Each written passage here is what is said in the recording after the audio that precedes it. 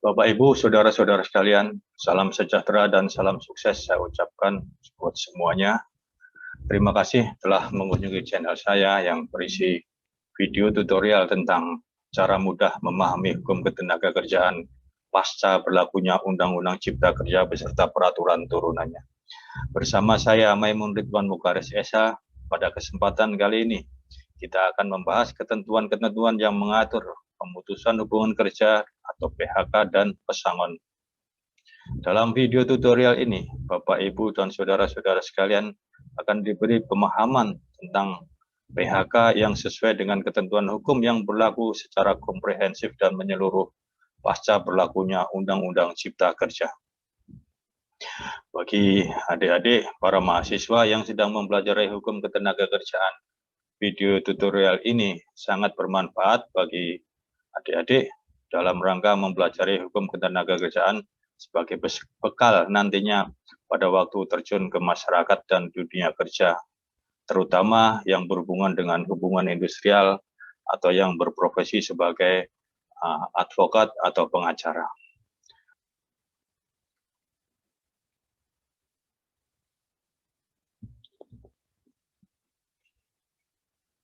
Bapak, Ibu, dan saudara-saudara sekalian, pemutusan hubungan kerja atau PHK, nanti dalam tutorial ini selanjutnya akan saya sebut sebagai PHK saja untuk menyingkat ya. Pemutusan hubungan kerja atau PHK adalah pengakhiran hubungan kerja karena satu hal tertentu yang mengakibatkan berakhirnya hak dan kewajiban antara pekerja atau buruh dengan pengusaha. Setelah terjadi pemutusan hubungan kerja atau PHK ini, maka para pihak, yaitu pekerja atau buruh dan pengusaha, sudah tidak mempunyai kewajiban dan hak satu sama lainnya. Pekerja atau buruh tidak punya hak untuk menuntut upah dan juga tidak punya kewajiban untuk bekerja. Demikian juga pengusaha sudah tidak punya kewajiban untuk membayar upah dan juga sudah tidak punya kewajiban untuk menuntut pekerja atau buruh untuk melakukan suatu pekerjaan. Ketentuan ini ada di pasal 1 ayat 25 Undang-Undang Nomor 13 Tahun 2003 tentang Ketenagakerjaan. Pengusaha, pekerja atau buruh, serikat pekerja atau serikat buruh, dan pemerintah harus mengupayakan agar tidak terjadi PHK. Ini prinsip. Pengusaha harus menghindari terjadinya PHK dengan cara-cara misalnya kalau kondisi usahanya sedang tidak baik, melakukan efisiensi, mengurangi jam kerja, dan sebagainya. Atau kalau misalnya ada pekerja buruh yang melanggar peraturan, maka harus diberikan surat peringatan pertama, surat peringatan kedua, dan seterusnya. Sehingga pekerja atau buruh yang dibina tadi tersebut akan berusaha untuk memperbaiki diri supaya tidak terkena PHK. Selanjutnya juga bagi serikat pekerja dan serikat buruh harus menghindarkan terjadinya PHK. Karena PHK ini akan bagi serikat pekerja atau serikat buruh akan mengurangi jumlah anggotanya. Karena orang kalau sudah di PHK pasti tidak juga akan menjadi anggota serikat pekerja atau serikat buruh. Dan juga bagi pemerintah mengupayakan harus supaya tidak terjadi PHK dengan cara memberikan regulasi yang menguntungkan kedua belah pihak dan juga memberikan pembinaan baik kepada pengusaha maupun kepada pekerja atau buruh dan serikat pekerja atau serikat buruh. Jika PHK tidak dapat dihindari, maka maksud dan alasan PHK diberitahukan dalam bentuk surat pemberitahuan secara sah dan patut oleh pengusaha kepada pekerja atau buruh dan atau serikat pekerja atau serikat buruh paling lambat 14 hari sebelum PHK dilakukan.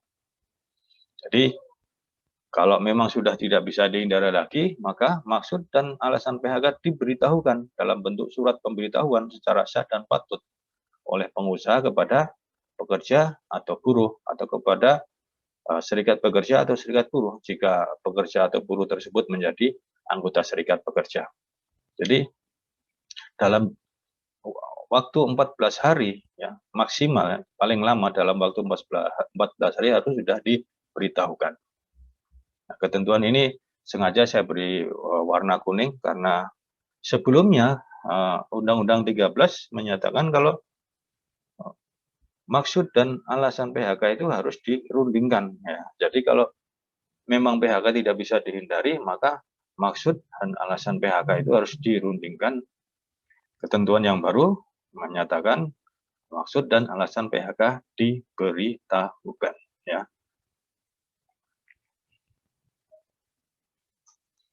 PHK untuk karyawan dalam masa percobaan. Nah, ini kalau ada karyawan baru dengan masa percobaan 3 bulan maksimal, kalau umpamanya selama 3 bulan tersebut ternyata tidak memenuhi persyaratan atau tidak cocok, pengusahanya merasa tidak cocok dengan etos kerja dan cara kerja serta karakter karyawan baru tersebut, maka dia juga masing-masing pihak kan bisa saling memutuskan hubungan kerja. Jadi kalau umpamanya dalam masa percobaan, maka pengusaha harus memberikan surat pemberitahuan pemutusan hubungan kerja 7 hari, yang paling lama 7 hari sebelum PHK dilakukan. Ketentuan ini ada di pasal 37 Peraturan Pemerintah Nomor 35 Tahun 2021.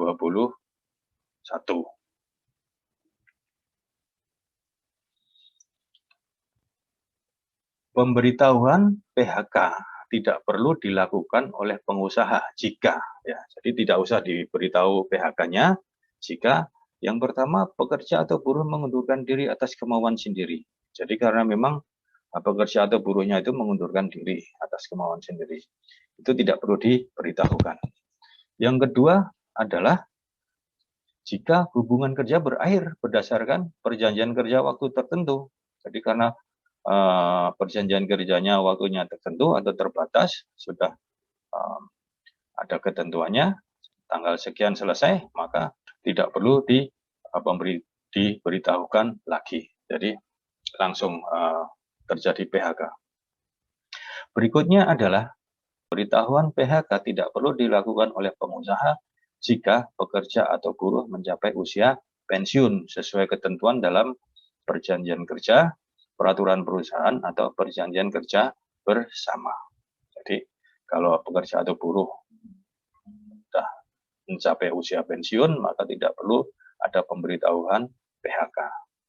Pun demikian, kalau ada pemberitahuan atau sifatnya yang sekedar mengingatkan, itu dibolehkan saja. Ya, saya pada waktu mengelola manufaktur mengambil kebijakan 3 bulan sebelum pensiun itu pekerja atau buruh bersangkutan diberi surat pemberitahuan kalau tanggal sekian akan pensiun, memasuki usia pensiun, sehingga ada persiapan bagi dirinya, karena namanya pensiun itu kan merubah rutinitas, merubah kebiasaan yang tadinya setiap hari harus berangkat ke lokasi kerja, begitu pensiun kan banyak di rumah atau mungkin ada kegiatan lain yang harus dirubah, sehingga perlu persiapan mental. Kemudian pemberitahuan PHK tidak diperlukan juga oleh pengusaha jika pekerja atau buruh meninggal dunia. Nah ini, kalau pekerja atau buruhnya meninggal dunia tidak perlu diberitahukan lagi, ya. Karena begitu pekerja atau buruh meninggal dunia, maka otomatis hubungan kerja putus demi hukum, ya, putus demi hukum. Ketentuan ini ada di pasal 151A Undang-Undang Nomor 11 Tahun 2020. Berikutnya adalah pemberitahuan PHK tidak diperlukan oleh pengusaha jika pekerja atau buruh melakukan pelanggaran bersifat mendesak yang diatur dalam perjanjian kerja, peraturan perusahaan, atau perjanjian kerja bersama. Jadi kalau pekerja atau buruh melakukan pelanggaran, ya, di mana pelanggaran itu masuk kategori bersifat mendesak, ya, dan sudah diatur dalam perjanjian kerja atau peraturan perusahaan atau perjanjian kerja bersama, syaratnya itu. Jadi sudah dicantumkan di sana, kemudian terjadi pelanggaran, maka pekerja atau buruh bisa di-PHK tanpa pemberitahuan. Nah, ketentuan ini ada di pasal 52 ayat 3 Peraturan Pemerintah Nomor 35 Tahun 2021. Nah, ini nanti kayaknya seperti di film-film Amerika itu ya, kalau ada konflik dengan atasan atau ada sedikit masalah, kemudian atasan bilang, "You fire," kamu di PHK. Terus kemudian bawahannya ngomong, "You are not," udah selesai. Setelah itu dia ngambilin atau ngikutin barang-barang pribadinya keluar dari lokasi kerja. Ya, kalau di negara Amerika biasanya seperti itu, kalau di film ya, di film-filmnya begitu. Tapi di Indonesia sendiri sebenarnya ketentuan ini sudah ada, sebenarnya sudah lama ada, cuma tidak diberlakukan ya. Ada di pasal 1603 huruf N KUH Perdata ya. Ini berarti peraturan ini sudah berlaku sejak zaman Belanda ya, sejak zaman penjajahan Belanda, di mana disebutkan di situ masing-masing pihak dapat mengakhiri hubungan kerja tanpa pemberitahuan penghentian. Nah, ini bisa mengakhiri hubungan kerja tanpa pemberitahuan penghentian atau mengindahkan ketentuan yang berlaku untuk pemberitahuan penghentian. Ya. Kemudian ada beberapa, saya kasih titik-titik itu, kan? Saya ambil yang terakhir saja, ya. Tidak perlu memberitahu penghentian tersebut karena alasan mendesak yang diberitahukan seketika kepada pihak lawan. Jadi sudah ada ketentuannya sebenarnya. Dulu sudah berlaku ini ya di hukum perdata kita. Pasal 1603 huruf N sudah menyatakan bahwa masing-masing pihak dapat mengakhiri hubungan kerja tanpa pemberitahuan atau mengindahkan ketentuan yang berlaku untuk pemberitahuan penghentian karena alasan mendesak yang diberitahukan seketika kepada pihak lawan. Ya, ini sama, berarti kan konsepnya sama dengan yang huruf E ini, bersifat pelanggaran bersifat mendesak. Ya. Jadi, kalau dalam KUH Perdata disebutkan alasan mendesak, tapi dalam Peraturan Pemerintah Nomor 35 Tahun 2021 disebut pelanggaran bersifat mendesak. Kalau ini dilakukan oleh pekerja atau buruh, maka pengusaha bisa mem-PHK tanpa pemberitahuan. Ya. Karena namanya bersifat mendesak, tidak terencana kan ya. Berbeda dengan pemberitahuan tadi. Kalau pemberitahuan harus 14 hari sebelumnya itu diberitahukan. Kalau ini karena mendesak maka tidak perlu pemberitahuan ya. Logika hukumnya juga di situ bisa masuk ya. Nah, kemudian pelanggaran yang bersifat mendesak itu yang bagaimana ya? Pelanggaran yang bersifat mendesak yang dapat diatur dalam perjanjian kerja, peraturan perusahaan atau perjanjian kerja bersama sehingga pengusaha dapat langsung memutuskan hubungan kerja terhadap pekerja atau buruh. Misalnya dalam hal 1. Melakukan penipuan, pencurian, atau penggelapan barang dan atau uang milik perusahaan. Nah, melakukan penipuan, pada waktu masuk dia menipu jati dirinya. Ya, misalnya dia lulus S1 bagian A, tapi dia ngomong saya lulus S1 jurusan B, gitu kan, sudah berbeda. Ternyata setelah dipekerjakan, loh kok kemampuannya tidak sama sesuai ijazahnya. Maka setelah diusut, wah ternyata ini salah. Dia melakukan penipuan, melakukan misalnya juga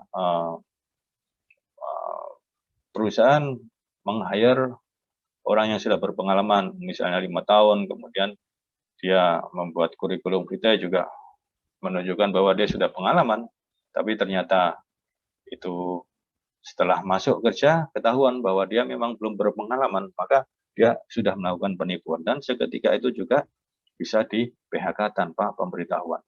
Kemudian melakukan pencurian atau penggelapan barang dan atau uang milik perusahaan. Nah, ini selain kriminal juga bisa langsung di-PHK. Selanjutnya adalah pelanggaran bersifat mendesak yang bisa diatur dalam perjanjian kerja, peraturan perusahaan dan perjanjian kerja bersama adalah memberikan keterangan palsu atau dipalsukan sehingga merugikan perusahaan. Jadi ini memberikan keterangan palsu. Dia melakukan pekerjaannya, kemudian mungkin ada data-data yang dipalsukan, sehingga merugikan perusahaan, bisa jadi. Itu langsung di PHK boleh. Ya. Umpamanya penjualannya dia tulis yang tidak sesuai dengan sebenarnya, gitu kan, maka itu bisa di PHK. Selanjutnya adalah mabuk. Meminum minuman keras yang memabukkan, memakai dan atau mengedarkan narkotika, psikotropika, dan zat adiktif lainnya di lingkungan kerja. Ya. Mabuk di lokasi kerja atau mabuk di lingkungan kerja itu bisa di PHK langsung kalau ketahuan mabuknya. Belum tentu minumnya di dalam lokasi kerja, bisa jadi minumnya di luar. Nah, minumnya di luar, tapi waktu masuk kerja dia masih dalam keadaan mabuk. Ya, bisa seperti itu kan. Saya punya pengalaman karyawan yang malam hari dia minum-minum sampai mabuk, ya kan. Sampai dini hari, kemudian pagi hari dia masuk ke lokasi kerja, ke lingkungan kerja masih dalam keadaan mabuk. Setelah di dalam lokasi kerja, karena dalam keadaan mabuk, maka dia mengalami kecelakaan kerja. Jadi, orang yang dalam keadaan mabuk, itu berarti kan dia tidak sadar dengan keadaan, ya, tidak menyadari keadaannya, maka bisa membahayakan diri dan orang lain. Kemudian meminum minuman keras. Jadi minum saja ini, meminum ya. Belum tentu dia mabuk, tapi meminum minuman keras yang memabukkan. Jadi meminumnya saja. Karena yang diminum adalah sesuatu yang bisa memabukkan, maka dia bisa di PHK. Selanjutnya adalah memakai dan mengedarkan narkotika, psikotropika, dan zat adiktif lainnya di lingkungan kerja. Berikutnya yang nomor 4 adalah melakukan perbuatan asusila dan perjudian di lingkungan kerja. Nah, ini sudah jelas kalau ini, tidak perlu saya kasih contoh, sudah tahu. Nah, ini bisa juga dilakukan PHK. Kemudian menyerang, menganiaya, mengancam, dan atau mengintimidasi teman sekerja atau pengusaha di lingkungan kerja. Menyerang, menganiaya ini sudah melakukan kekerasan fisik ya terhadap teman sekerja atau pengusaha, maka bisa langsung di PHK. Kemudian mengancam juga, mengintimidasi, menakut-nakuti. Nah, ini kan sudah bisa di PHK tanpa pemberitahuan. Selanjutnya yang keenam adalah membujuk teman sekerja atau pengusaha untuk melakukan perbuatan yang bertentangan dengan peraturan perundangan. Jadi membujuk teman atau pengusaha untuk melanggar hukum, melanggar peraturan perundang-undangan, maka dia bisa di PHK. Ya. Selanjutnya adalah dengan ceroboh atau sengaja merusak atau membiarkan dalam keadaan bahaya barang milik perusahaan yang menimbulkan kerugian bagi perusahaan. Ini ada unsurnya, akibat dari perbuatannya adalah menimbulkan kerugian bagi perusahaan. Ya. Dia ceroboh atau sengaja merusak, ya, atau membiarkan dalam keadaan bahaya barang milik perusahaan yang menimbulkan kerugian bagi perusahaan. Contohnya begini, mungkin ada karyawan atau pekerja atau buruh yang dipekerjakan di lokasi gudang bahan kimia atau mungkin di tempat yang lokasi yang di tempat di situ banyak barang-barang yang mudah terbakar, ya kan? Di situ sudah tertulis umpamanya dilarang merokok, tapi dia tetap merokok. Akhirnya karena dia merokok timbul kebakaran. Nah, ini kan sudah menimbulkan kerugian bagi perusahaan karena dia ceroboh. Mestinya dia harus mematuhi larangan dilarang merokok, tapi kok merokok di situ sehingga mengakibatkan kebakaran. Maka ini bisa di PHK. Selanjutnya dengan ceroboh atau sengaja membiarkan teman sekerja atau pengusaha dalam keadaan bahaya di tempat kerja. Ya. Jadi ada teman atau pengusaha dalam keadaan bahaya di tempat kerja dibiarkan saja. ini bisa di PHK kalau dia membiarkan. Misalnya ada yang mengalami kecelakaan kerja, dia cuma lihat saja nggak memberi pertolongan, nah ini sudah salah. Itu kan berarti sengaja membiarkan teman sekerja atau pengusaha dalam keadaan bahaya di tempat kerja. Selanjutnya, membongkar atau membocorkan rahasia perusahaan yang seharusnya dirahasiakan, kecuali untuk kepentingan negara. Nah ini, setiap perusahaan kan biasanya punya rahasia-rahasia, punya ini. Kalau rahasianya itu dibocorkan keluar, maka dia bisa di PHK.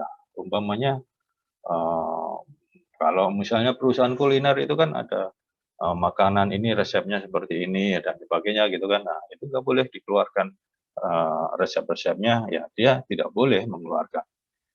Misalnya lagi umpamanya pabrik apa namanya sesuatu yang mempunyai rahasia formula-formula kimia, kemudian dia membocorkan formulanya itu keluar sehingga perusahaan kompetitor bisa mendapatkan rumus itu, maka dia bisa di PHK. Nah, kecuali ini untuk kepentingan negara. Kalau untuk kepentingan negara tidak. Saya ambil contoh misalnya dari kantor pajak melakukan audit terhadap suatu perusahaan. Nah, biasanya kan ada yang diaudit nih, perusahaan A ini bagaimana pembukuannya, berapa keuntungannya, kemudian berapa pajak yang dibayar, sudah sesuai dengan peraturan atau belum, gitu kan? Diaudit oleh aparat pajak. Nah, pekerja atau buruh yang bekerja di bagian accounting atau bagian keuangan, dimintain data-datanya, rahasia-rahasia perusahaan tentang keuangan. Nah, dia harus memberikan. Nah, ini kan untuk kepentingan negara. Dan itu tidak bisa di PHK, ya, karena untuk kepentingan negara. Ini contoh saja. Selanjutnya adalah melakukan perbuatan lainnya di lingkungan perusahaan yang diancam pidana penjara 5 tahun atau lebih. Jadi kalau pekerja atau buruh melakukan perbuatan pidana yang diancam dengan pidana penjara 5 tahun atau lebih, maka dia bisa di PHK seketika itu juga. Kenapa? Ya, karena kalau di lingkungan perusahaan dia melakukan satu perbuatan pidana dan itu ancaman pidananya 5 tahun atau lebih, dia bisa langsung ditahan. Ketentuan dari KUHP kita kan menyatakan demikian. Jadi salah satu syarat bisa ditahan, syarat objektifnya adalah diancam dengan pidana penjara minimal 5 tahun. Jadi 5 tahun atau lebih, itu bisa langsung ditahan. Nah, ketentuan ini ada di pasal 52 ayat 2 Peraturan Pemerintah Nomor 35 Tahun 2021. Nah, sebenarnya pelanggaran bersifat mendesak ini sudah terdapat di dalam ketentuan pasal 1603 huruf O KUH Perdata dengan alasan mendesak, ya, istilahnya alasan mendesak, ya, sudah ada di situ, kecuali yang 10 tadi, melakukan perbuatan tindak pidana yang diancam dengan pidana 5 tahun, itu tidak ada di KUH Perdata, ya. Jadi sudah tercantum di situ di KUH Perdata dan pernah juga dicantumkan dalam pasal 158 Undang-Undang Nomor 13 Tahun 2003 dengan istilah kesalahan berat. Nah, jadi dalam pasal 158 disebutkan pengusaha bisa melakukan PHK karena pekerja atau buruh melakukan kesalahan berat, ya, di pasal 158. Tetapi pasal 158 ini pernah diuji oleh beberapa rekan-rekan dari Serikat Pekerja dan Mahkamah Konstitusi dalam putusannya nomor 012 garis miring PUU strip 1 garis miring 2003 tanggal 28 Oktober 2004 menyatakan bahwa pasal 158 Undang-Undang Nomor 13 Tahun 2003 tidak mempunyai kekuatan mengikat karena bertentangan dengan pasal 27 ayat 1 Undang-Undang Dasar 1945 yang menyatakan bahwa segala warga negara bersamaan kedudukannya di depan hukum dan pemerintahan. ya, dan wajib menjunjung tinggi hukum dan pemerintahan. Ya, ini asas equality before the law, bahwa asas persamaan di depan hukum. Dan juga ketentuan pasal 158 itu bertentangan dengan asas presumption of innocence, asas praduga tidak bersalah, karena tidak sesuai dengan asas presumption of innocence dan asas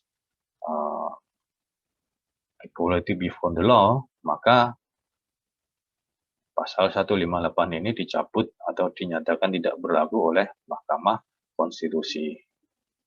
Konsep berpikirnya bagaimana? Ya, memang Mahkamah Konstitusi berpendapat demikian, bahwa kalau seseorang misalnya pekerja atau buruh tertangkap mencuri, dia tertangkap mencuri, maka untuk dinyatakan apakah dia mencuri atau tidak mencuri itu kan wewenangnya pengadilan.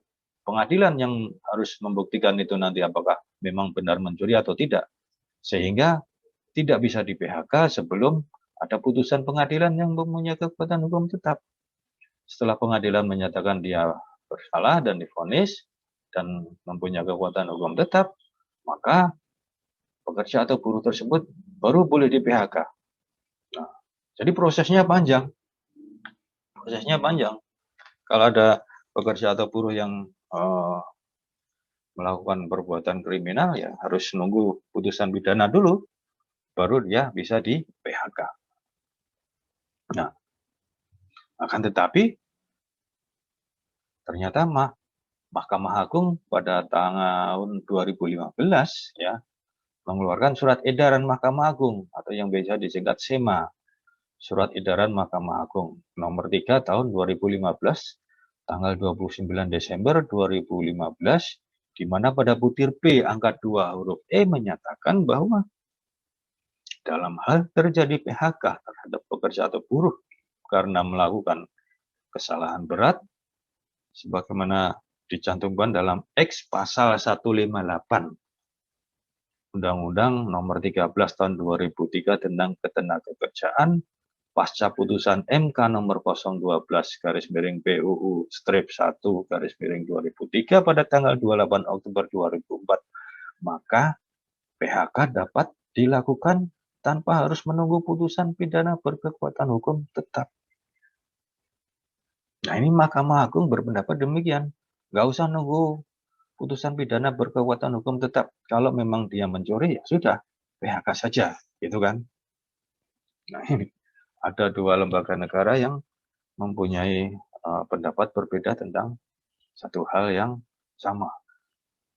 Nah, ini bagaimana? Mana yang benar? Mana yang diikutin? Gitu kan sekarang. Ruwet ini. Ruwet. Ruwet.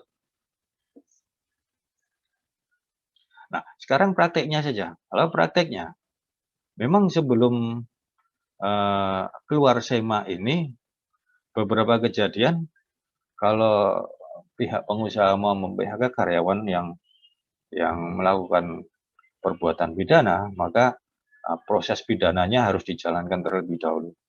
Setelah proses pidana jalan, maka bisa di PHK. Nah, setelah keluar SEMA ini, ya banyak yang melakukan langsung di PHK saja daripada nanti terlalu panjang, ya akhirnya langsung di PHK saja. Dan proses pidananya juga tidak dilanjutkan. Biasanya seperti itu. Tapi dengan persetujuan dari pekerja atau buruh bersangkutan. Jadi istilahnya win-win solution. Dan kalau maju ke pengadilan hubungan industrial pun, hakim juga tidak mensyaratkan harus menunggu proses pidananya berkekuatan hukum tetap. Sekarang kita kembali lagi ke surat pemberitahuan tadi. Jika pekerja atau buruh setelah menerima surat pemberitahuan tidak menolak PHK, maka pengusaha harus melaporkan PHK tersebut pada kementerian yang menyelenggarakan urusan pemerintahan di bidang ketenagakerjaan dan atau dinas yang menyelenggarakan urusan pemerintahan di bidang ketenagakerjaan provinsi dan kabupaten kota. Jadi prinsipnya kalau pengusaha yang mau di PHK setelah diberitahu itu tidak menolak, dia setuju, maka harus segera dilaporkan kepada kementerian yang membidangi urusan ketenagakerjaan atau ke dinas yang membidangi urusan ketenagakerjaan di provinsi atau kabupaten kota. Fungsinya untuk apa? Nah, fungsinya untuk tanda bukti bahwa sudah dilaporkan. Kalau belum dilaporkan, bisa jadi nanti di kemudian hari, 6 bulan kemudian, pekerja atau buruhnya menuntut, ya nggak punya bukti. Kalau sudah punya bukti, dia mau menuntut, tunjukkan aja bahwa itu sudah dilaporkan dan sudah ada stempel tanda terima dari instansi pemerintah tersebut, maka selesai. Hakim pasti akan memutuskan, ya itu sudah PHK sudah disetujui. Ketentuan ini ada di pasal 38 Peraturan Pemerintah Nomor 35 Tahun 2021.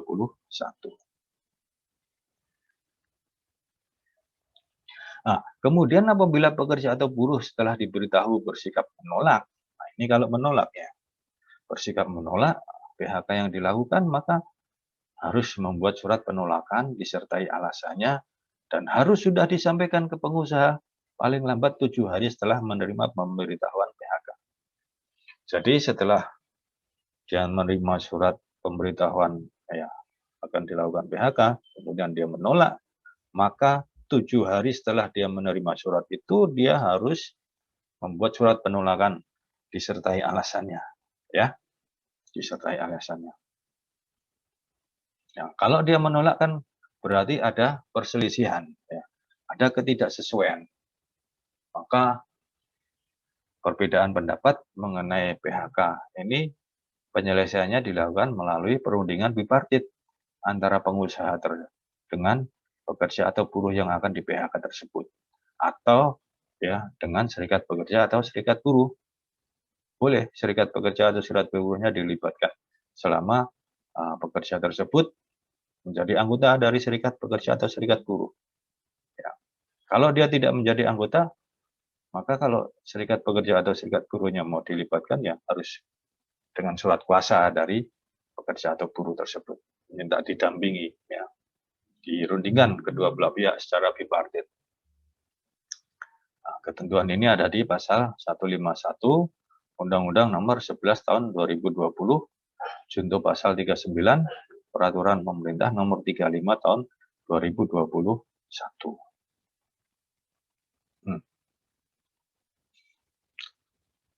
Kalau ternyata ya, perundingan bipartitnya menemui kegagalan, pengusahanya mau mem-PHK, pekerja atau buruhnya tetap tidak mau di PHK. Nah, ini berarti kan deadlock, ya, menemui kegagalan, maka penyelesaian PHK selanjutnya dilakukan melalui tahap berikutnya sesuai mekanisme penyelesaian perselisihan hubungan industrial yang diatur dalam Undang-Undang Nomor 2 Tahun 2004 tentang PPHI, yaitu salah satu pihak mencatatkan perselisihan PHK tersebut ke instansi yang bertanggung jawab di bidang ketenagakerjaan tempat pekerja atau buruh bekerja. Ya. Jadi dicatatkan di instansi yang bertanggung jawab di bidang ketenagakerjaan tempat pekerja atau buruh bekerja. Ini di tingkat 2, ya. Salah satu pihak mencatatkan. Biasanya ya mestinya adalah pihak yang mempunyai inisiatif untuk mem-PHK. Itu yang mencatatkan. Nah, setelah itu, setelah dicatatkan, nanti akan dilakukan perundingan secara tripartit, ya, antara pekerja atau buruh tersebut, atau dengan serikat pekerja atau serikat buruh, dengan pengusaha, dan juga dengan mediator dari kantor instansi pemerintah yang membidangi ketenagakerjaan. Namanya kalau itu penyelesaiannya dilakukan dengan cara mediasi atau ditengahi oleh konsiliator. Ya, itu berarti metode penyelesaiannya dengan konsiliasi. Nah, selanjutnya nanti mediator atau konsiliator akan mengeluarkan anjuran, ya, setelah dilakukan perundingan, kemudian bagaimana masing-masing pihak sikapnya dan tidak ada titik temu, maka mediator atau konsiliator akan mengeluarkan anjuran. Kalau anjuran ini tidak dipatuhi, maka salah satu pihak mendaftarkan gugatan ke Pengadilan Hubungan Industrial. Ya, tapi kalau anjurannya dipatuhi, oke, ya berarti selesai sampai di situ. Terus dilakukan proses administrasi atas anjuran mediator atau konsiliator yang disetujui tadi. Tapi kalau tidak disetujui, maka pihak yang akan melakukan PHK mendaftarkan gugatan ke Pengadilan Hubungan Industrial. Ya, ini Pengadilan Hubungan Industrial di tempat pekerja atau buruh bekerja. Ya, nah, mekanisme ini berbeda dengan ketentuan yang berlaku sebelumnya, di mana jika perundingan tidak mencapai kesepakatan, maka pengusaha hanya dapat melakukan PHK setelah memperoleh penetapan dari Lembaga Penyelesaian Perselisihan Hubungan Industrial, yang apabila syarat penetapan ini tidak dipenuhi, maka PHK yang dilakukan batal demi hukum dan pekerja atau buruh harus dipekerjakan kembali. Ketentuan ini ada di pasal 151 ayat 3, pasal 155 ayat 1, dan pasal 170 Undang-Undang Nomor 13 Tahun 2003. Pasal 151 ayat 3 Undang-Undang Nomor 13 Tahun 2003 tadi menyebutkan bahwa dalam hal perundingan sebagaimana dimaksud dalam ayat 2, benar-benar tidak menghasilkan persetujuan, pengusaha hanya dapat memutuskan hubungan kerja dengan pekerja atau buruh setelah memperoleh penetapan dari Lembaga Penyelesaian Perselisihan Hubungan Industrial. Jadi, kalau tidak sepakat, ya, anjuran dari mediator atau konsiliatornya tidak dipenuhi atau tidak dipatuhi, maka kalau memang masih pengusaha akan mem-PHK, dia bisa mem-PHK setelah dapat penetapan dari Lembaga Penyelesaian Perselisihan Hubungan Industrial.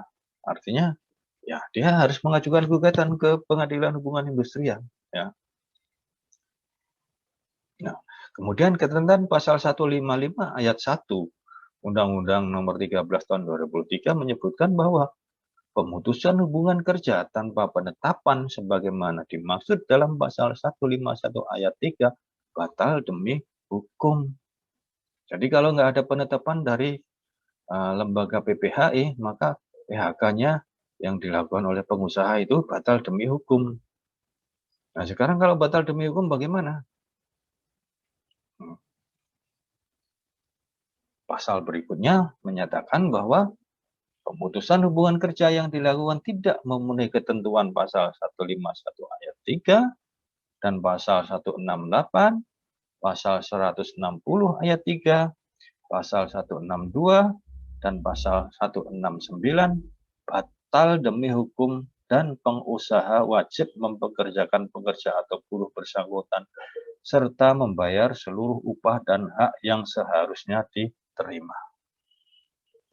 Jadi kalau PHK-nya batal demi hukum, maka pengusaha wajib mempekerjakan pekerja atau buruh kembali dan membayar seluruh upah-upah dan hak-hak yang seharusnya diterima dan belum diberikan.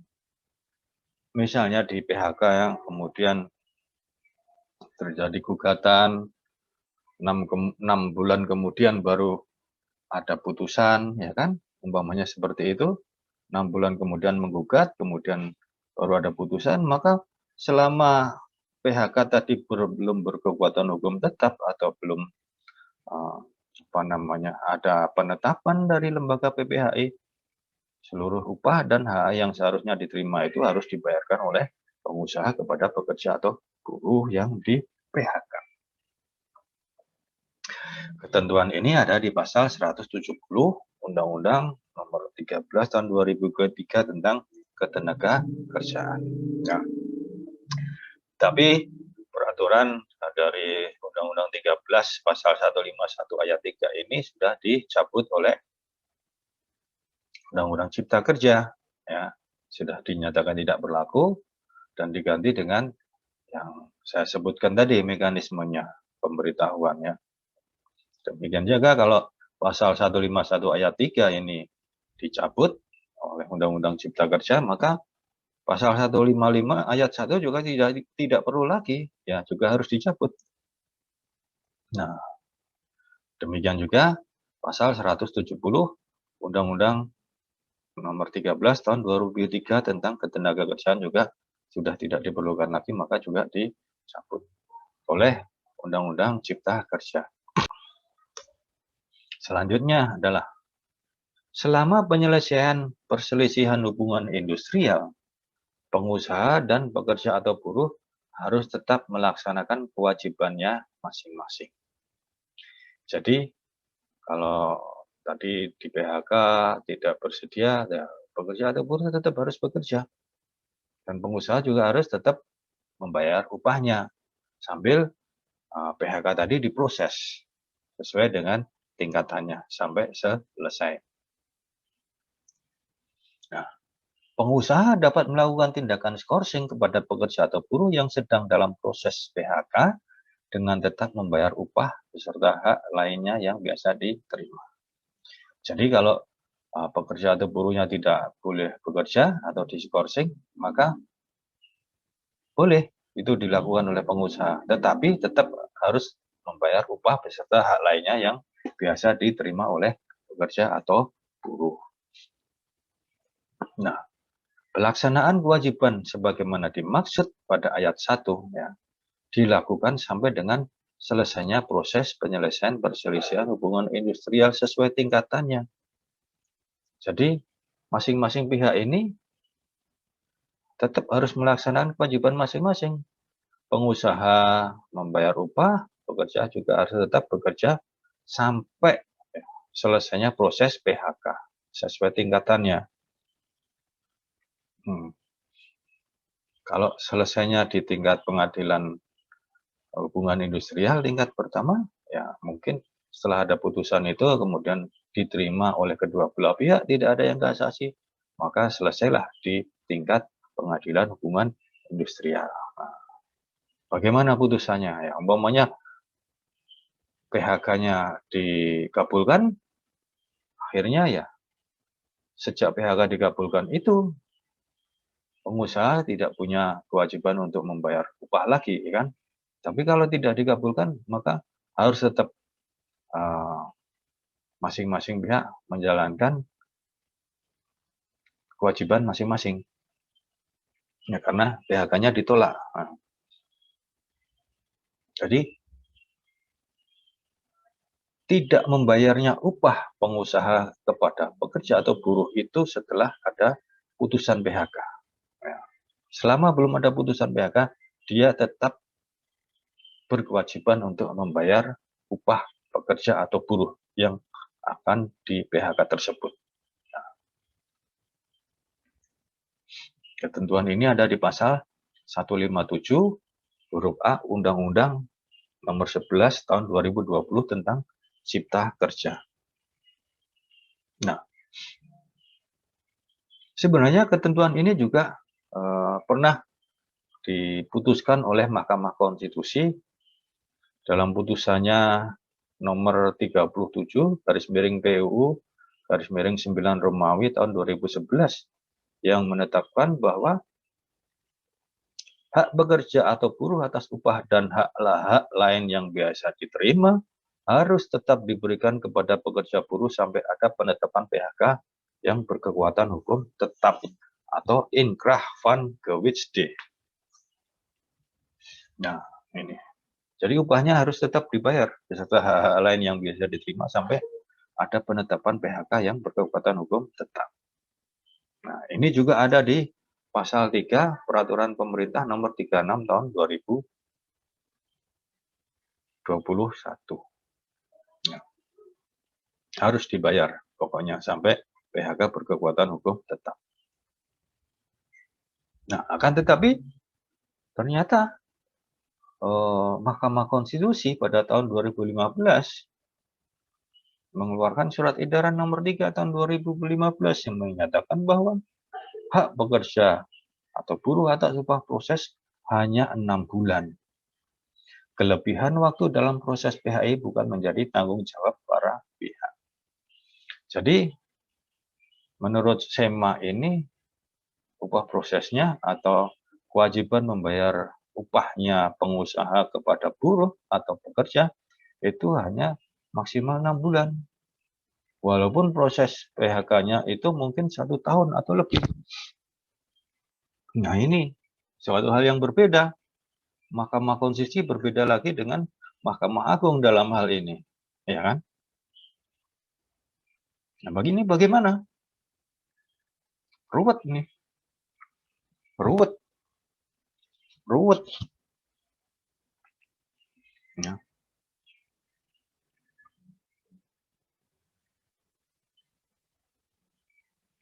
Logikanya, kenapa Mahkamah Agung menyatakan bahwa upah proses hanya 6 bulan? Barangkali dia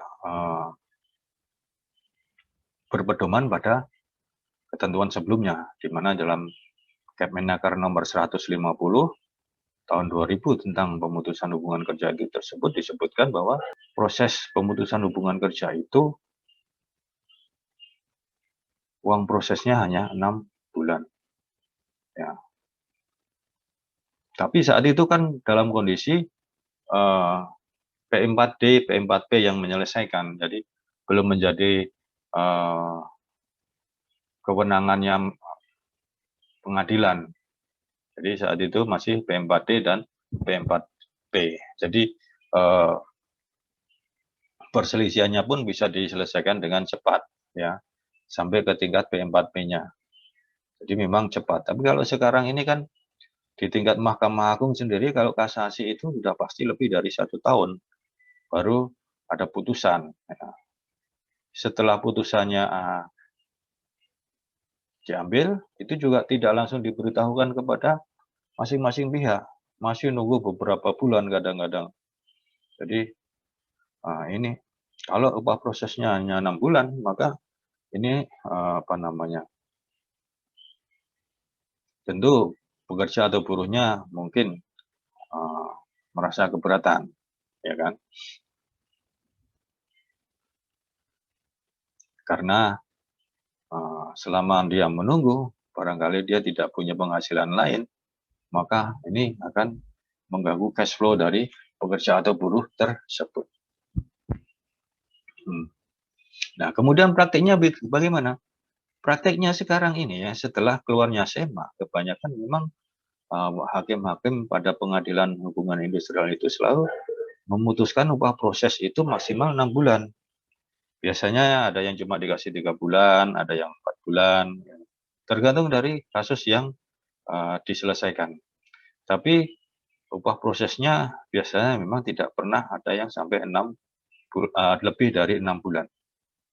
Sebelum ada SEMA ini memang beberapa putusan pengadilan hubungan industrial memberikan upah proses yang sampai mempunyai kekuatan hukum tetap, ya, ada yang 12 bulan. Jadi karena diucapkan oleh hakim 12 bulan sejak perusahaan melakukan PHK, ya, kemudian ya dikasih upah prosesnya 12 bulan, bahkan ada yang lebih.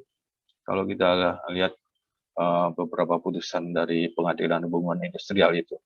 Tapi setelah ada SEMA ini, ya maksimal hanya diberikan 6 bulan.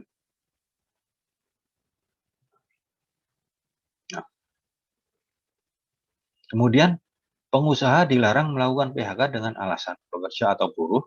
Yang pertama, berhalangan masuk kerja karena sakit selama tidak melampaui 12 bulan secara terus-menerus sesuai keterangan dokter.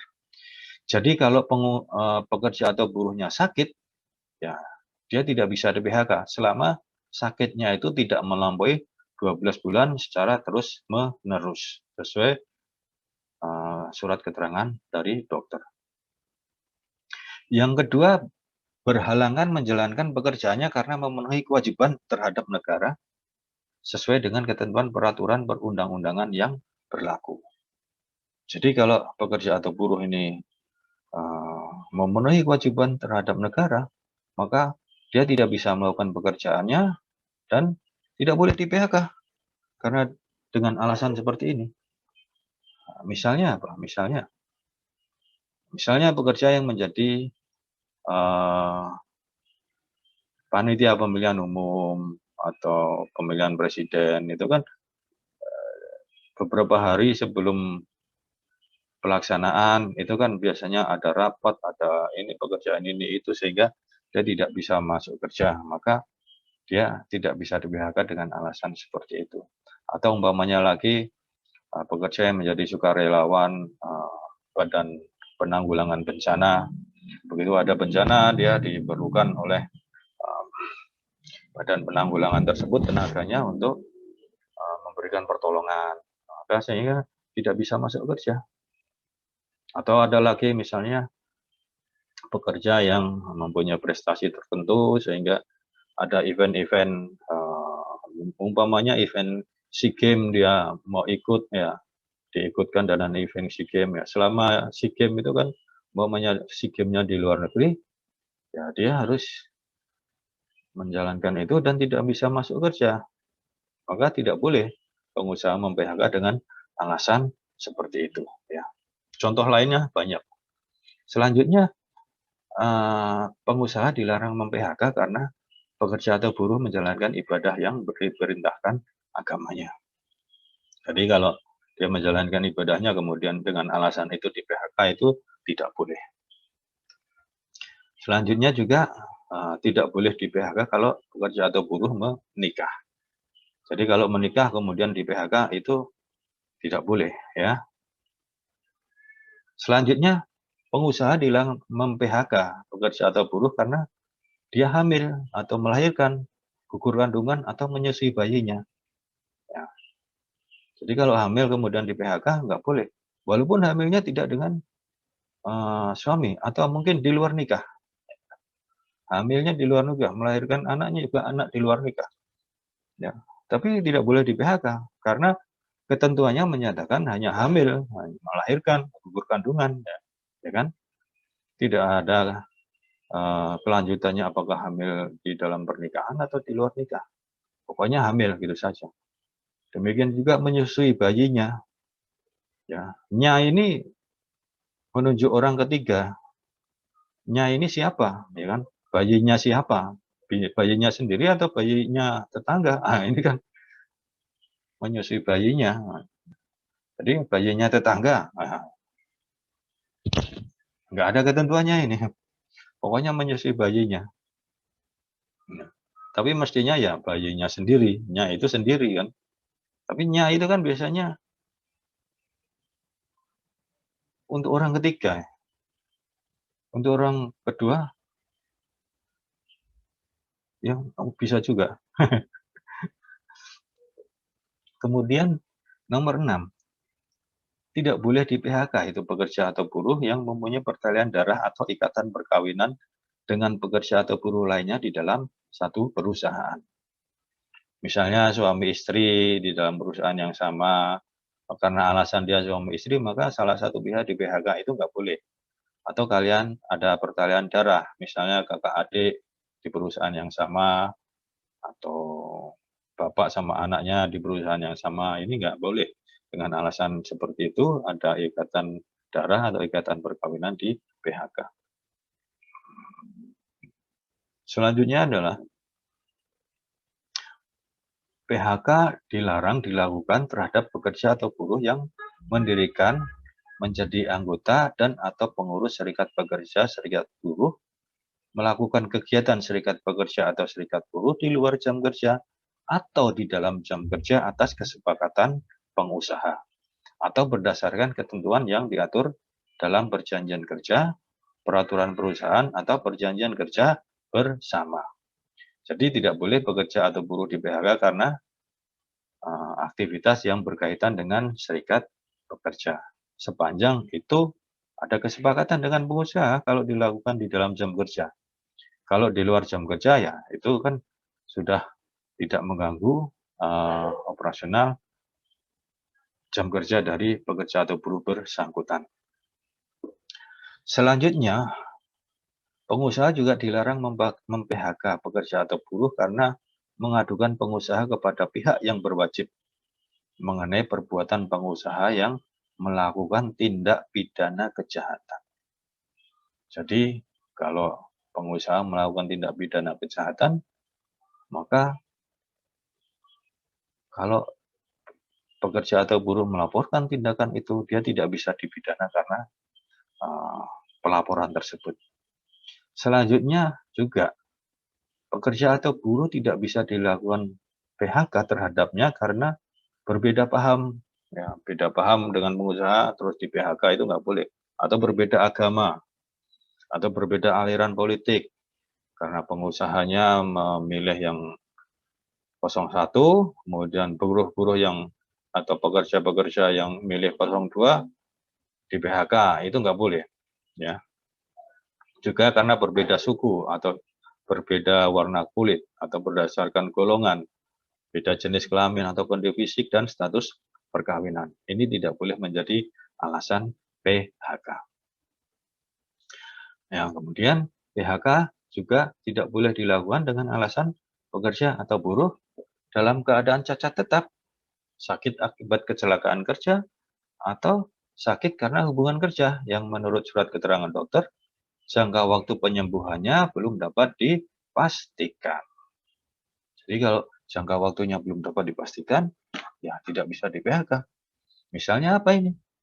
Ya cacat tetap, misalnya kecelakaan kerja, kemudian tangannya terpotong, jarinya satu, kemudian karena terpotong jarinya, dia ngetiknya kurang lincah lagi, terus di PHK, itu nggak boleh.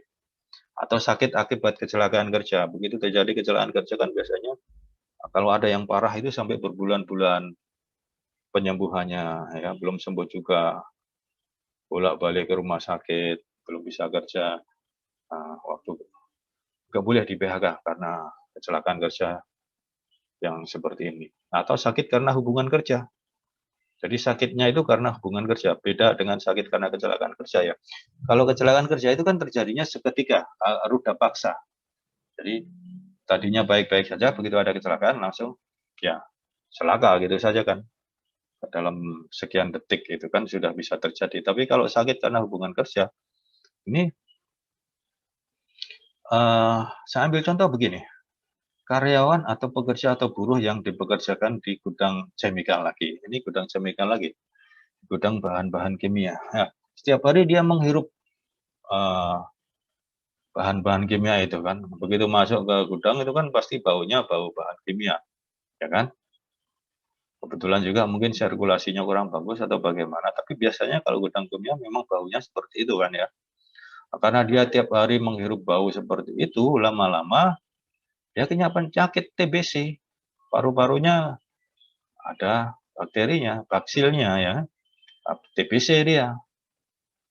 Kemudian setelah dicek, wah ini TBC, berarti bisa nular ke temannya kalau TBC kan. Nah karena bisa nular maka di PHK, ini nggak boleh. Dia kan sakitnya karena hubungan kerja, ya kan. Nah, kalau sakit karena hubungan kerja ya mesti diberi kesempatan untuk berobat sampai sembuh. Nah, menurut surat keterangan dokter ya, jangka waktu penyembuhannya belum dapat dipastikan kapan selesai. Ini kita. Ya pokoknya ya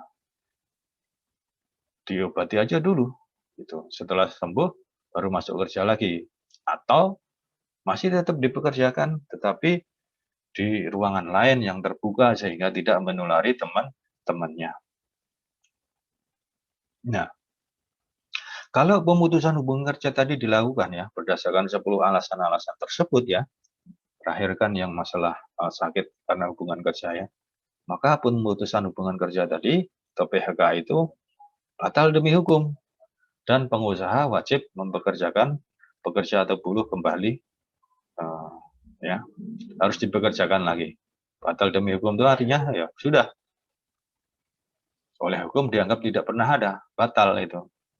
Jadi harus dipekerjakan kembali ya. Nah, ini ketentuan ini tidak hanya berlaku di Indonesia, tapi ini sudah universal ya. Ketentuan ini ada di pasal 153 Undang-Undang nomor 11 tahun 2020. Ini sudah disebutkan di situ, tetapi juga di konvensi ILO nomor 158 tahun 1982 juga sudah disebutkan itu. Jadi itu berlaku universal di seluruh dunia, di negara-negara yang meratifikasi konvensi ILO tersebut ini diberlakukan. Nah, selanjutnya, kalau memang sudah mentok, tidak bisa dihindari lagi, ya, maka jika terjadi PHK, pengusaha wajib membayar uang pesangon atau saya singkat UP dan atau uang penghargaan masa kerja UPMK dan uang penggantian hak. Ini wajib dibayar oleh pengusaha. Kalau namanya wajib, pasti kalau tidak dilakukan atau kalau dilanggar, pasti ada sanksinya, ya kan? Ketentuan ini ada di pasal 156 ayat 1 Undang-Undang nomor 11 tahun 2020 tentang Cipta Kerja. Melanggar ketentuan pasal 156 ayat 1 ini. Nah, melanggar ketentuan, berarti kan melanggar ketentuan ayat ini kan? Tidak memberikan uang pesangon dan atau uang penghargaan masa kerja dan penggantian hak, maka dikenai sanksi pidana paling singkat 1 tahun dan paling lama 4 tahun. Ingat, ini range-nya ya, minimal 1 tahun itu sudah pasti masuk kalau melanggar ini. Ya, maksimal bisa 4 tahun. Tidak bisa 3 bulan atau 4 bulan. Ya, karena minimalnya sudah ada. Minimalnya 1 tahun. Dan atau denda paling sedikit 100 juta atau dan paling banyak 400 juta rupiah. Nah, ini sanksinya kalau pengusaha tidak membayar uang pesangon dan atau uang penghargaan masa kerja atau uang penggantian hak. Nah, ketentuan ini ada di pasal 158 ayat 1 Undang-Undang nomor 11 tahun 2020. Nah, perhitungan uang pesangon ya, UP yang harus dibayar sesuai ketentuan ya sebagaimana dalam tabel ini. Saya buatkan tabelnya ya. Nah, sebelah kiri adalah masa kerja. Sebelah kiri masa kerja dalam tahun. Sebelah kanan adalah besar pesangon. Besarnya pesangon. Untuk masa kerja di bawah 1 tahun. Nah, ini kalau masa kerjanya di bawah 1 tahun, maka uang pesangonnya adalah 1 bulan upah. Ya. 1 bulan sampai hampir 1 tahun, ya 11 bulan 29 hari, masa kerjanya begitu, maka besar pesangonnya 1 bulan upah.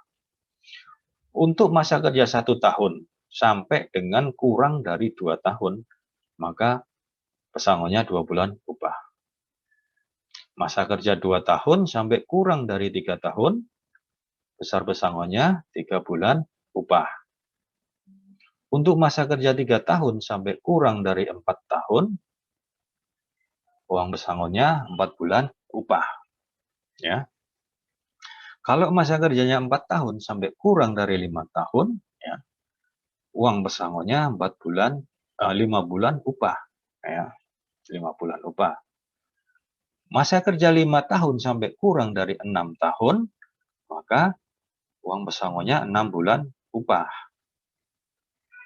Masa kerja 6 tahun sampai kurang dari 7 tahun, uang pesangonnya 7 bulan upah.